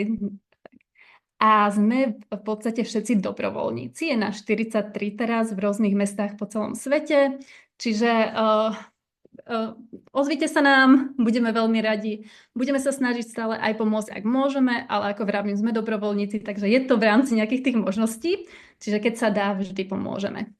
A môžeme ísť ďalej. A ešte by som rada trošku spomenula našich sponzorov a partnerov. Samozrejme, niektorí sú na tomto webinári. Vďaka ním vôbec môžeme fungovať, robiť tieto eventy a rásť naďalej. A môžeme ísť ďalej. A ďakujem všetkým. Ak sa vám páčilo, čo ste počuli, ak ste hlavne v Amerike, Kanade, čo skoro v Londýne, alebo aj v Bratislave, dokonca minulé leto sme mali aj meetup v Prahe, tak prosím, choďte na našu stránku a pod events, alebo môžete ísť aj priamo na Luma. Dám to potom aj do chatu a tam uvidíte stále naše nadchádzajúce eventy, môžete sa prihlásiť na náš newsletter a tým pádom budete vedieť, čo sa kedy deje. A na našej stránke vlastne uvidíte aj celý tím, takže sa môžete ozvať ľuďom vo svojom meste. Tak a sme samozrejme aj na social media, čiže LinkedIn, Facebook, Instagram, všetko. Takže nájdite si nás, spojte sa a budeme sa tešiť. Ďakujem. My ďakujeme takto za vstup, Gabika. Máme tam hneď aj otázku k tomu Londýnu. Kedy bude Londýn? Vieme nejaký presnejší dátum? Mal by byť do leta. Mal by to byť už nejaký jún, takže posnažíme sa. Výborne, my sme veľmi radi, že práve na tomto webinári zaznievajú aj takéto novinky pre všetkých krajanov vo svete, takže ďakujeme aj takto za vstup a predstavenie Slovak Pro. My sme radi, že spolupracujeme aj takto na diaľku a máme vás v zastúpení aj teda v rámci USA. Takže ďakujeme za vstup a posúvame sa ďalej. Ja len sa vrátim práve k tomu Menti, ako sme zozbieravali od vás témy. V tejto chvíli by sme to uzavreli, takže ak vás aj napadli nejaké ďalšie, ak vám napadli nejaké ďalšie témy, tak budete mať možnosť nám ich zazdieľať aj po webinári, ale v tejto chvíli by som uzavrela to hlasovanie. Respektíve to spisovanie tém a za chvíľočku sa nám tie témy spracujú a budeme môcť hlasovať na nasledujúce témy týchto webinárov. Takže v tejto chvíli sa posúvame ďalej a na hlas priamo Slováka, ktorý žil 15 rokov v USA a chcela by som takto aj privítať Petra Vereša. Možno novinka pre vás aj v rámci webináru, pretože sme mali pripravený vstup od Zuzky Giraudo z Paríža, ale teda pre zdravotné problémy sa nemohla zúčastniť. A ja som na druhej strane rada, že sa nám podarilo nájsť náhradu. Takže veľmi zaujímavú a vítam teba, Peter. Ďakujem, dobrý večer prajem všetkým zo Slovenska. A odovzdávam hlas. Nech sa páči. Ďakujem pekne. Tak, moje meno je Peter Vereš a na Slovensku som sa vrátil nedávno, iba pred 2,5 mesiacmi z USA po 15 rokoch. Takže ja som na začiatku svojej cesty a som zvedavý sa, ako to dopadne, ale momentálne som veľmi rád, že som tu na Slovensku. Prosím, ďalší slajd. Zo Slovenska som odchádzal v roku 2010 a keďže pracujem ako vedec, astronom, astrofyzik, tak v našej branži je celkom bežné, že ľudia do Slovenska odchádzajú do zahraničia, buď na kratšie alebo dlhšie, buď študijné alebo pracovné pobyty. Takže v tom vedeckom svete je to úplne normálna aktivita a činnosť. Akurát keď som odchádzal ja v roku 2010, to ešte také bežné nebolo a bolo pre Slovákov celkom náročné získať pracovnú pozíciu napríklad v Spojených štátoch. V mojej oblasti astronomie a astrofyziky je to zaujímavé pre nás aj preto, že naša téma je populárna aj pre médiá. Tak tu som dal aj fotografiu, ako ma navštívila televízia Markíza, ešte keď som pracoval na observatóriu v Modre, ktoré patrí Univerzite Komenského. Takže ja som odišiel a svoju prvú prácu som mal na Havajských ostrovoch. Poprosím ďalší slajd. Takže to bol vlastne môj prvý postdoc, kde som žil asi 3,5 roka priamo v Honolulu v USA, kde teda som pracoval v Inštitúte pre astronómiu, jeden z najväčších astrofyzikálnych ústavov na svete. A občas teraz som mal možnosť aj ísť priamo na observatória, ale keďže v dnešnej dobe netreba cestovať na tieto miesta, takže väčšina práce sa dá robiť aj na diaľku. Takže máš šťastie pracovať naozaj s najlepšími ľuďmi na svete, čo sa týka môjho odboru. A môj prvý dotyk z USA bol trochu netradičný. Boli to teda Havajské ostrovy, čo nie je teda veľmi typické Spojené štáty americké. Ale na začiatku som síce nepovedal, že môj plán nebol taký odísť do USA navždy alebo do zahraničia. Ja som sa plánoval vždy vrátiť na Slovensko. Akurát mi to nevždy vyšlo podľa predstav, takže po Havaji som sa vrátil na pár mesiacov na Slovensko. Ale zistil som, že podmienky stále nie sú také, ako by som si predstavoval, takže rozhodol som sa opäť hľadať prácu v USA a tu som našiel pomerne ľahko a tá ponuka bola zaujímavá pracovať pre NASA v Jet Propulsion Laboratory v meste Pasadena, čo sú súčasťou kalifornského Los Angeles, kde som teda pracoval pre Caltech, ale aj pre NASA. Takže tu som dal pár fotografií, ako som bol s svojimi kolegami v stráženom areáli. Dole napríklad fotografia riadiaceho strediska, odkiaľ sa riadia všetky lety. Som v slnečnej sústave, fotografia misie, ktorá sa chystala vtedy na Mars. Je to vlastne tepelný štít a teraz to vozítko chodí po Marse už niekoľko rokov. Takže po 2 rokoch v Kalifornii som teda rozmýšľal, čo ďalej, a vo vedeckej kariére je to vždy tak, že tieto krátkodobé pobyty, tzv. Postdoky, končia po roku 2 až 3. Tak mne sa podarilo získať stálu pracovnú pozíciu, na ktorú sa zvyčajne hlási 100 až 200 ľudí. A tá bola v americkom Bostone, respektíve v Cambridge, Massachusetts. No a tam som pôsobil takmer 10 rokov na univerzite, ktorá je asi známa pre všetkých, je to Harvard. Ale ja som pracoval na pracovisku, ktoré je spojeným pracoviskom Harvard a tiež Smithsonian Institution priamo v Cambridge, Massachusetts. Takže bola to opäť skvelá príležitosť, skúsenosť pracovať opäť so skúsenými ľuďmi, odborníkmi, ktorí sú na svetovej úrovni. Ale na druhej strane polovica z nich asi bola z celého sveta. Takže bola to taká skúsenosť, že tieto kvalitné inštitúcie naozaj prilákávajú ľudí z celého sveta. Takže bolo to super skúsenosť pre mňa byť na tomto mieste. Ale na druhej strane vždy som sa zamýšľal nad tým, či sa mi podarí niekedy vrátiť na Slovensko a či by som mohol pracovať aj odtiaľ. Takže so Slovákmi som bol stále v kontakte.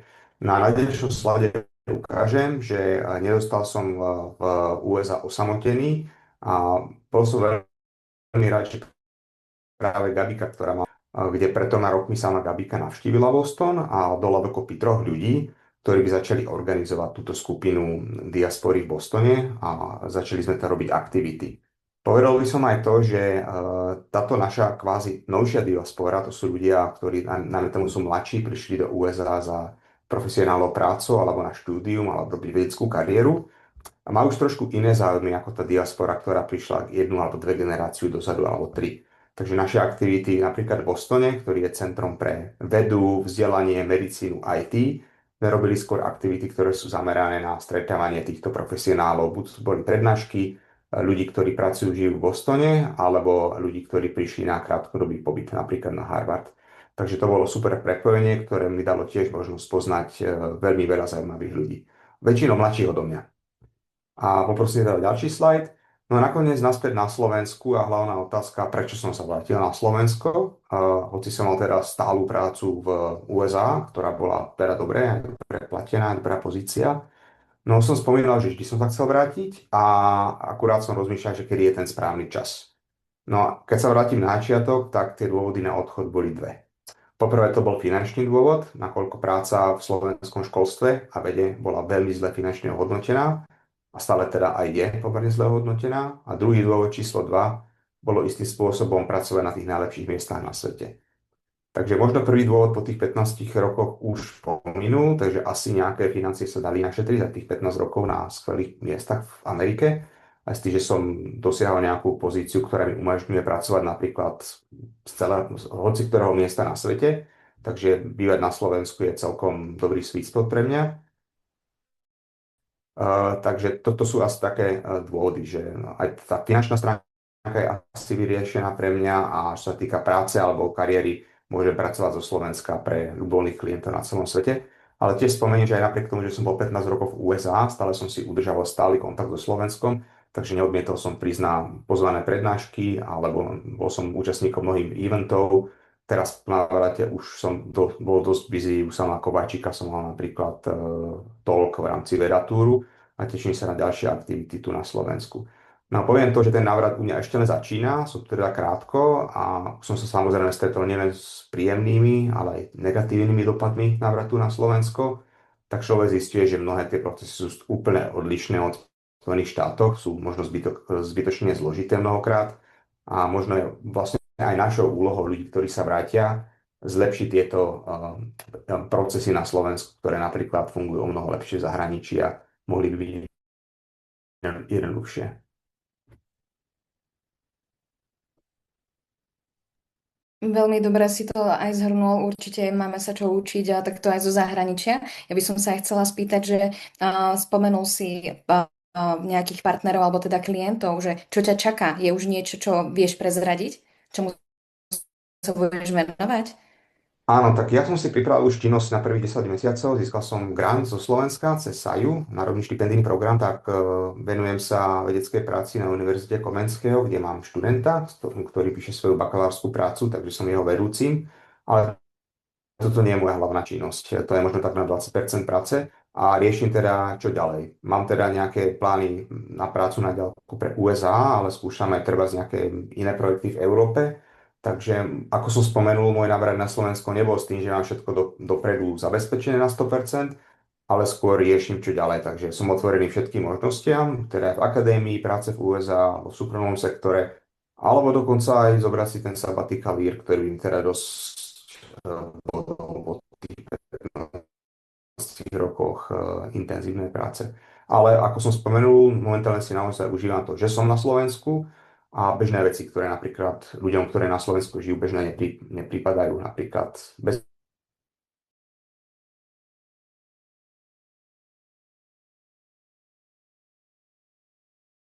prvé 2-3 mesiace na Slovensku.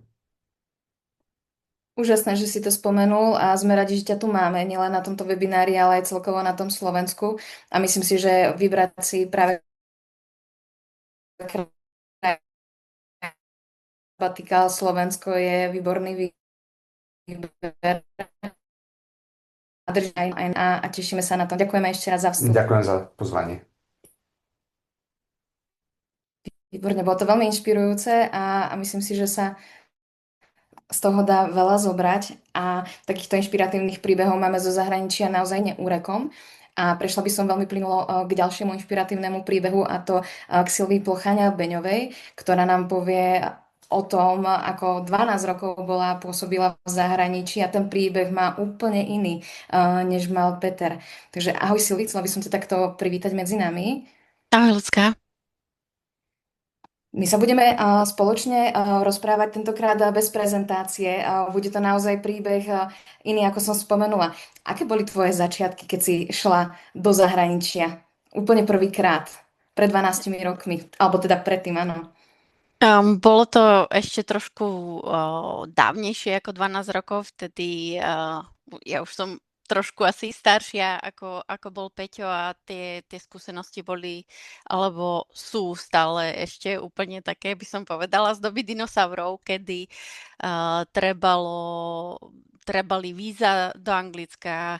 Ja som tam išla ešte za doby, kedy bolo au pair, také celkom zaujímavé a veľmi lukratívne povolanie, ak to môžem takto nazvať, čiže staranie sa o detičky. Vtedy ešte boli slovenské koruny, čiže naozaj hovoríme o veľmi, veľmi dávnom čase. A to bol taký ten môj prvý odchod zo Slovenska, kedy sa mi podarilo proste výjsť zo Slovenska počas prázdnin na strednej škole a si ma Anglicko tak nejak získalo. Bolo to pre mňa úplne niečo iné. Vtedy to nebolo naozaj niečo časté, nelietalo sa s Ryanairom za 20-30 eur, naozaj to bola cesta cez všetky európske krajiny, kedy som musela získať výpis z registra trestov a všelijaké povolenie na to, aby som mala ísť byť tú perku. Takže to bol taký môj prvý výjazd zo Slovenska do zahraničia. Ako hovorím, Anglicko si ma veľmi získalo.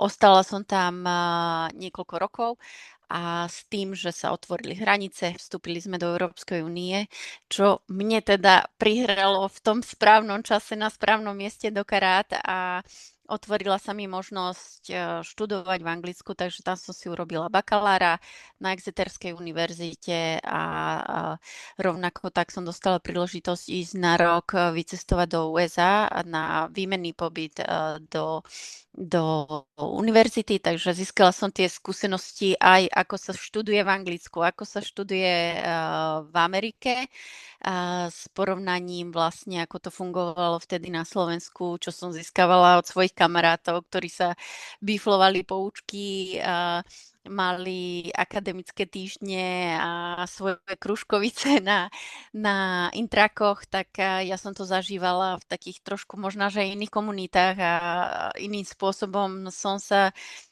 venovala tomu štúdiu. Bolo to veľmi zaujímavé, že už vtedy, a to hovoríme o nejakých 20 rokoch dozadu, plus minus, sa študovalo či už v Anglicku alebo v USA naozaj v skupinkách, robili sa projektíky v skupinách, nebiflovali sa poučky, všetko to bolo nejakým takým projektovým spôsobom riešené, že sa pracovalo v skupinách na esejách, ktoré sa spájali spolu, dávali sa, zoskupovali sa. Taký iný spôsob mi to prišlo, ako keď kamoši mi hovorili, musel som sa nabifliť nejakú poučku a z toho sme mali potom nejaké skúšky. Ja neviem, či to tak funguje teraz, alebo sa to zmenilo, ale za mojich čias to bolo dosť takto evidentné a dosť rozdielne. No a po Anglicku a USA sa mi teda naskytla príležitosť ísť do Španielska. Nasledovala som svoje srdce a svoju veľkú lásku, ktorú som mala vtedy, alebo som považovala za veľkú lásku. Je to aj jeden z tých dôvodov, prečo sa ľudia vracajú alebo odchádzajú na Slovensko, je rodina a blízky. Tak pre mňa bola som v takom veku, že som si začala vytvárať, alebo snažila som sa vytvárať tú svoju rodinu, tak som išla za priateľom, ktorý bol Francúz, do Španielska. Tam som si našla už prácu, to už nebolo súvisiace s nejakým študijným pobytom, čiže práca v Španielsku, tam som sa naučila teda aj jazyk samozrejme, lebo nemala som teda takú multikultúrnu predstavu, že som bola rada, že som mala na základnej škole a na strednej škole angličtinu, nemčinu, to boli vtedy také preferované jazyky. Španielčina nebola vtedy taká moderná, takže išla som do Španielska s nulovou španielčinou a musela som sa to dosť promptne naučiť, ale teda tie veci, ktoré som riešila v Anglicku, v USA, sa dali veľmi rýchlo aplikovať aj na Španielsko. A samozrejme naučila som sa teda aj ten jazyk. No ale ruka dala ruku, noha dala nohu a Španielsko už nebolo také atraktívne, keď som sa rozišla s priateľom. A tak tu sa mi otvorilo takéto okienko, že po 12 rokoch v zahraničí, čo ďalej? Ostanem tu, pôjdem naspäť a možno, že taká tá úplne iná skúsenosť, ako mal Peťo Vereš, ktorý sa vždy chcel vrátiť na Slovensko. Ja som bola možno, že práve z tých ľudí, ktorí nikdy nepovažovali, alebo tie bežné otázky, a kedy sa vrátiš a ostaneš už navždy v zahraničí, to mi príde dosť také akože klišé, ktoré sa veľmi často pýta ľudí, ktorí žijú dlhšie v zahraničí. Ja som sa nepotrebovala vrácať na Slovensko, alebo nemala som ten chtíč vrátiť sa na Slovensko. Ale ako hovorím, proste nastala tá situácia, kedy som si povedala, že kedy, keď nie teraz. Domov sa môžem vrátiť hocikedy, ale nastala tá situácia, kedy si hovorím, OK, idem to skúsiť. A bolo to veľmi viazané aj na jednu z tých dôvodov, alebo jednu z tých 4 kvadrantov, ktoré ste ukazovali na začiatku tej prezentácie, kedy vyskúšate si to remotely. Hej? Takže ja som stále pracovala pre firmu zo Španielska a bývala som už na Slovensku ešte predtým, ako ten remote alebo work from home bol aktuálny. Vtedy to bolo úplne proste niečo, nejaká novinka ešte dávno pred covidom. Takže naozaj, ak máte ten talent, ak robíte niečo výnimočné alebo je to niečo, čo môže búrať tie všedné hranice, tie všedné zabehnuté veci. Si myslím, že vás tá firma dokáže oceniť natoľko, aby ste mohli vytvárať nové paradigmy alebo paradigms, ktoré fungujú pre vás. Takže mne bola ponúknutá aj práca z domu, keď nebola ešte vtedy moderná, a tým pádom som mala jednu nohu v zahraničí, že som mohla robiť remotely a bývala som teda na Slovensku. Takže tu som tým spôsobom naozaj zapustila nejaké tie korene. Mohla som, ako to Peťo nazval, že taký sweet spot teraz, robiť aj pre zahraničie, ale na Slovensku užívať si tú kvalitu života, zakotviť sa tu krásne. Našla som si tu manžela, máme teraz 2 detičky a pre mňa to celé tak nejak, bol to ako keby taký nejaký cycle, hej, že tu som začala, prešla som si, vyskúšala som si rôzne veci, či už univerzity, práce, lásku, skúsenosti a všetko som to zase vrátila do toho cyklu naspäť na Slovensko a veľmi sa mi to páčilo, že veľakrát ja som považovala Slovensko, že sem sa už asi nevrátim. A hoď máte nejakú takú predstavu, že chcem sa vrátiť, ale ešte to nejde, ešte to nie je ten správny čas, alebo naopak, že už sa nikdy nechcem vrátiť. Nikdy to nie je také, ako keby som povedala, fixné, že musíte sa na to viazať, že raz kedysi dávno som povedal toto a musím ísť s tým, čo som sa rozhodol vtedy. Jednoducho ideme taký live in time. Keď to cítite, že teraz je to ten správny čas, tak kľudne príďte. Ja verím, že na Slovensku je naozaj neskutočné množstvo obrovských príležitostí a naozaj teraz možnosti práce z domu sú, dá sa povedať, že neobmedzené alebo viac otvorené ako kedysi dávno. A tak ako Peťo spomínal, že bežné veci ako piť čistú vodu z vodovodu je naozaj niečo neskutočné, ale každý z vás si musí nájsť ten správny dôvod, že prečo teraz a prečo naspäť, a vy sami si budete niesť to srdiečko s vašim rozhodnutím, že vrátil som sa, bolo toto správne rozhodnutie na teraz, na mesiac, na rok, na 10 rokov, akokoľvek vám to vyjde, ale určite to stojí za to vyskúšať to. Peter, chceš sa pridať k tomu, ako si bol spomenutý možno na chvíľočku? Videla som, že si sa zapol. Áno, rád sa pridám. Nech sa páči. Áno, len otázka k čomu? Lebo bolo tam viacej spomenutých vecí, k ktorým sa oplatí pridať. Áno, dala som ti takto možnosť, pretože vlastne vám to úplne že krásne ladí, krásne tie závery tých príbehov vašich životných sa úplne že stretávajú, takže je to veľmi pozitívne. Mám pocit, že z celého toho webináru ide veľmi dobrá energia a mám pocit, že keď človek chce hľadať tú cestu, tak ju jednoducho nájde, že tak ako povedala aj Silvi, že raz sa človek rozhodne, ale veci sa menia a tie rozhodnutia sa môžu meniť. Takže ako to cítiš, ak chceš takto na ňu práve napojiť sa?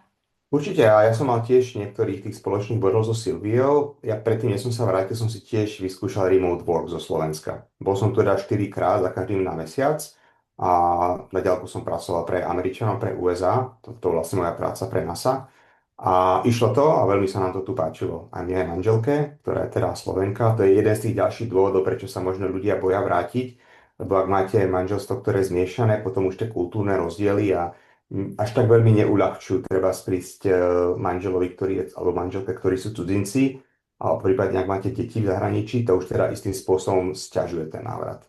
Ale ja som mal teda kvázi úvodzovka tú výhodu, že manželka je Slovenka, takže to nám pomohlo aj obidvom sa vrátiť na Slovensku, sme s tým obidva súhlasili. Takže vyskúšali sme si to asi 4 krát, asi cca na mesiac prácu na diaľku. Páčilo sa mi tu, všimol som si, životná úroveň na Slovensku išla hore za tých posledných 10 rokov a dovolujem si tvrdiť, že viac ako v USA, čo je možno pre niektorých šokujúce, ale keď porovnáte tie krivky, aspoň podľa môjho osobného názoru, tak to tak naozaj je. A myslím, že ľuďom sa tu žije celkom dobre na Slovensku, priemerne. Nebudem teda hovoriť o nejakých extrémoch. Ja chápem, že nejaké celkové čísla nie sú až také pozitívne, keď sa pozrie človek na Slovensko vzhľadom na Európsku úniu, ale keď sa pozrie na Slovensko v nejakom globále v priemere alebo vzhľadom k celému svetu a ako sa tu bežne ľuďom žije, tak si myslím, že to nie je až také zlé. Takže to sú také moje osobné postrehy na životnú úroveň napríklad na Slovensku. Silvi, kľudne k tomu zase takto ďakujem aj taký postreh. Ja som to rovno prepojila, keď som videla, ako sa Peter išiel pridať, takže úplne perfektný aj takto záver. A ja by som sa ešte chcela spýtať, Silvi, viem, že na tom začiatku, aj keď si bola v Anglicku, tak ono to nebolo také priamočiare, že idem do Anglicka, viem, že pôjdem do USA a viem, že potom skončím práve v tom Španielsku. Že čo ti pomohlo sa tak možno odraziť od toho mostíka na začiatku? Tak pre mňa to bola vždy komunita. Hej, čiže keď som išla napríklad do Anglicka, tak ako som hovorila, išla som do nejakej rodiny, ktorá bola pre mňa akože hostovská family. Pre mňa aj toto bola tá najväčšia pomoc, ktorú som mala, lebo za mňa sa v podstate tá rodina postavila, že pomohli mi či už u doktora, keď som potrebovala nejaký doctor visit, alebo otvorenie účtu. No, hovoríme o fakt, že 25 rokov dozadu to nebolo úplne bežné, že cudzinec prišiel do Anglicka, založil si tam účet a dostal robotu a mohol chodiť k lekárovi. Naozaj to bolo vtedy úplne iné. Teraz je to oveľa otvorenejšie a oveľa asi typujem, že oveľa jednoduchšie pre zahraničných alebo Slovákov žijúcich v zahraničí. Čiže pre mňa tá najväčšia podpora bola vlastne tá hostovská rodina. Potom v Španielsku, alebo aj keď som bola na škole, vždy som si vyhľadávala tie medzinárodné komunity a tu akože klobúk dole pre všetky tie komunity, ktoré sú v zahraničí. Či už je to Slovak Pro, Leaf, ako spájate a prepájate ľudí.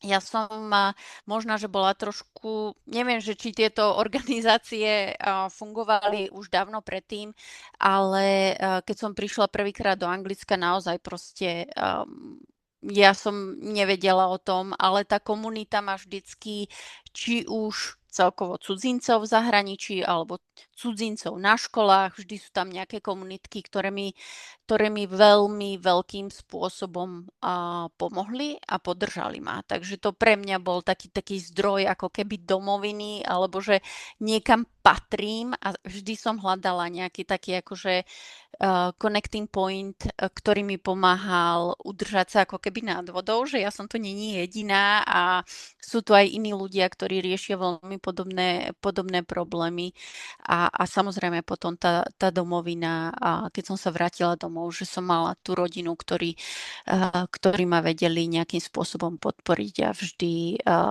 motivovať, že poď, dávame ti túto silu a vždy som dokázala čerpať obrovské množstvo sily a z mojich rodičov, ktorí ma vždy podporovali, ako najlepšie vedeli. Perfektné. A myslím si, že sa to naozaj takto stretlo v tých myšlienkach aj tých príbehoch spolu s Petrom. Ďakujeme takto aj za inšpiratívny ďalší príbeh Silvy. Tým, že chystáme ďalšie webináre, tak ja verím tomu, že budeme mať možnosť predstaviť ďalšie komunity z celého sveta, komunity Sloveniek a Slovákov a teda aj ďalšie inšpiratívne príbehy, ktoré možno nebudú s takýmto rovnakým koncom, pretože máme to naozaj že rôzne. A vrátime sa k našej agende, ktorú máme pripravenú. Máme spracované témy pre vás na hlasovanie. Takže ja by som chcela poprosiť aj Martinku, aby sme sa k nim mohli dostať. Podarilo sa nám ich spracovať? Áno, sú pripravené. Takže opäť vás poprosíme, posledná požiadavka na vás, prosba, aby ste opäť zoskenovali tento QR kód. Je ten istý mentičko, druhý slajd. A je tam zoznam tém, ktoré vlastne na základe toho predchádzajúceho vášho zadávania, tak sme tak zosumarizovali a vytvorili oblasti tém. Tak ak by ste mohli, môžete označiť aj viacero tém. Je tu vlastne také hodnotenie, ranking, čo na prvom mieste, druhom, treťom, ktoré sú také vaše napríklad top 3 alebo top 5 tém, ktoré uprednostňujete, aby sme sa im venovali v nasledujúcich webinároch, pretože naozaj toto je pre nás veľmi dôležité, aby sme na budúce pripravili ten webinár presne podľa vašich potrieb.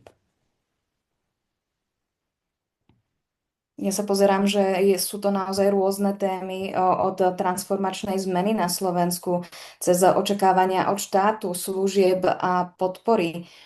USA, občianstvo, dane, legislatíva, práva, dôchodok. To už sú témy viac na také naozaj, že ostatie, alebo áno, také zabývanie sa v krajine. Ďalšou zaujímavou témou je, ako ovplyvniť Slovensko aj bez toho návratu. Práve z toho dôvodu, že nie každý má tú možnosť sa vrátiť za rodinou, ktorú by tu mali. Takže ak máte možnosť to naozaj takto naskenovať a vyklikať témy, tak máte možnosť tým témam dať poradie. A komu sa to aj podarí, môžeme potom pozrieť aj to poradie, za ktoré ste hlasovali vo väčšom množstve. Tým, že máme aj práve 10. hodinu a ten čas, ktorý sme si určili, tak tiež to chceme vnímať, aby sme nenaťahovali ten čas. Tak sa chcem spýtať, Mati, ideme sa pozrieť na to hlasovanie, ako to vyzerá? Zatiaľ 24 odpovedí.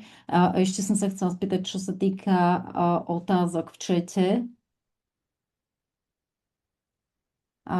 Lebo je tu viacero otázok, ale zase veľa otázok bolo aj rovno zodpovedaných počas webináru. Áno, bolo skvelé, že ste reagovali aj si navzájom na tie správy.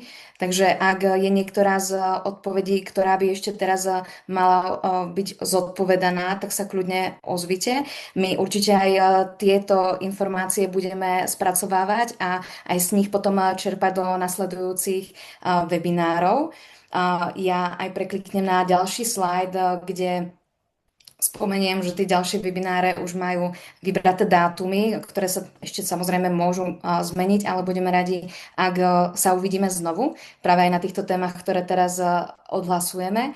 Budeme ich zdieľať ešte aj po webinári, takže veľmi sa to bude ešte dať takto doplniť. A ďakujeme aj za pozitívne ohlasy v tejto chvíli. Pribudli nám nejaké ešte odpovede Martinka? Máme 32. Sú nejakí jasní favoriti v tých témach? Vlastne môžem prezdieľať. Čo teraz s otázkami, čo sú v čete, lebo napríklad teraz posledná otázka aj Gabika reagovala, že či už sú nejaké komunity navrátilcov na Slovensku. Sú. Minimálne v rámci Slova Global Network združujeme tých navratilcov, s ktorými sme prichádzali do kontaktu, ktorí nás oslovili ešte zo zahraničia. A myslím si, že aj s Lífom by sa dalo takto nad tým viac aj pozastaviť a rozprávať. Takže aspoň takto čiastočne.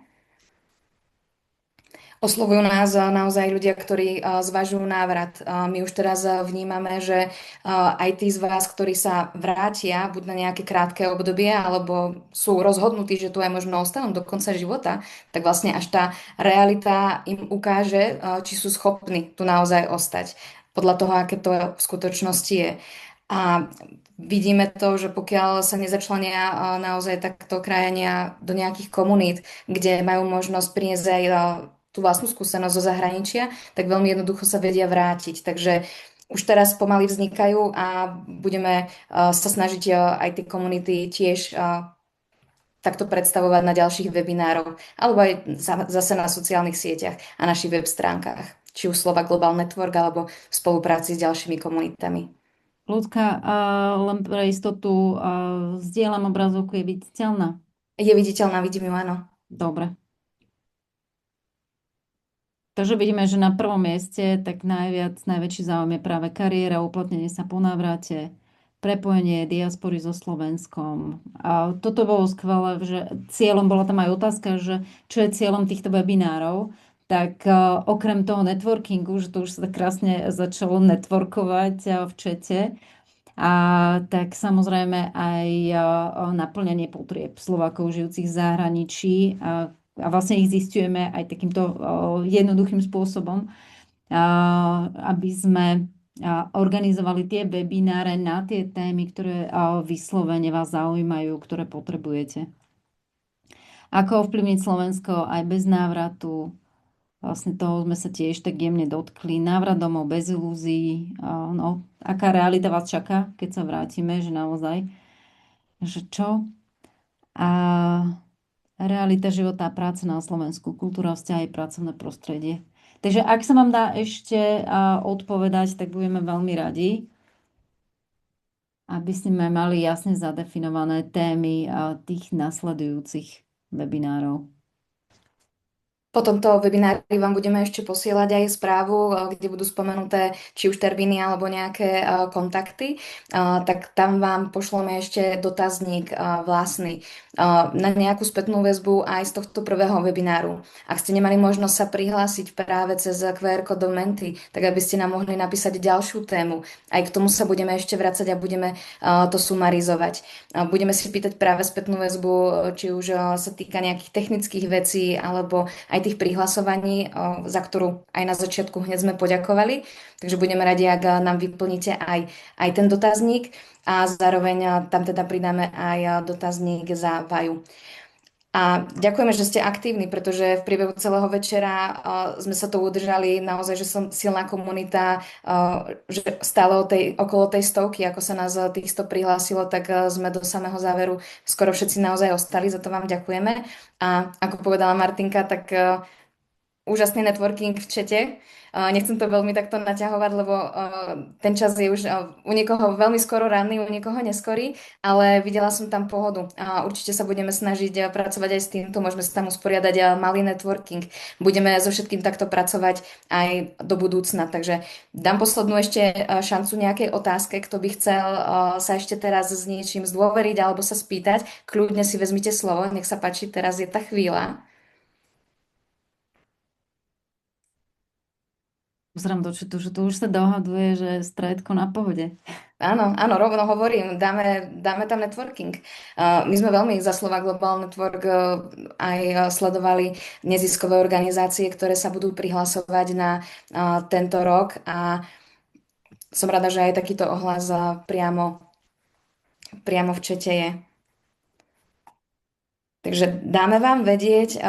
Ja už teraz ani na poslednú chvíľu nejdem zdieľať obrazovku. My vám veľmi pekne ďakujeme za pozornosť.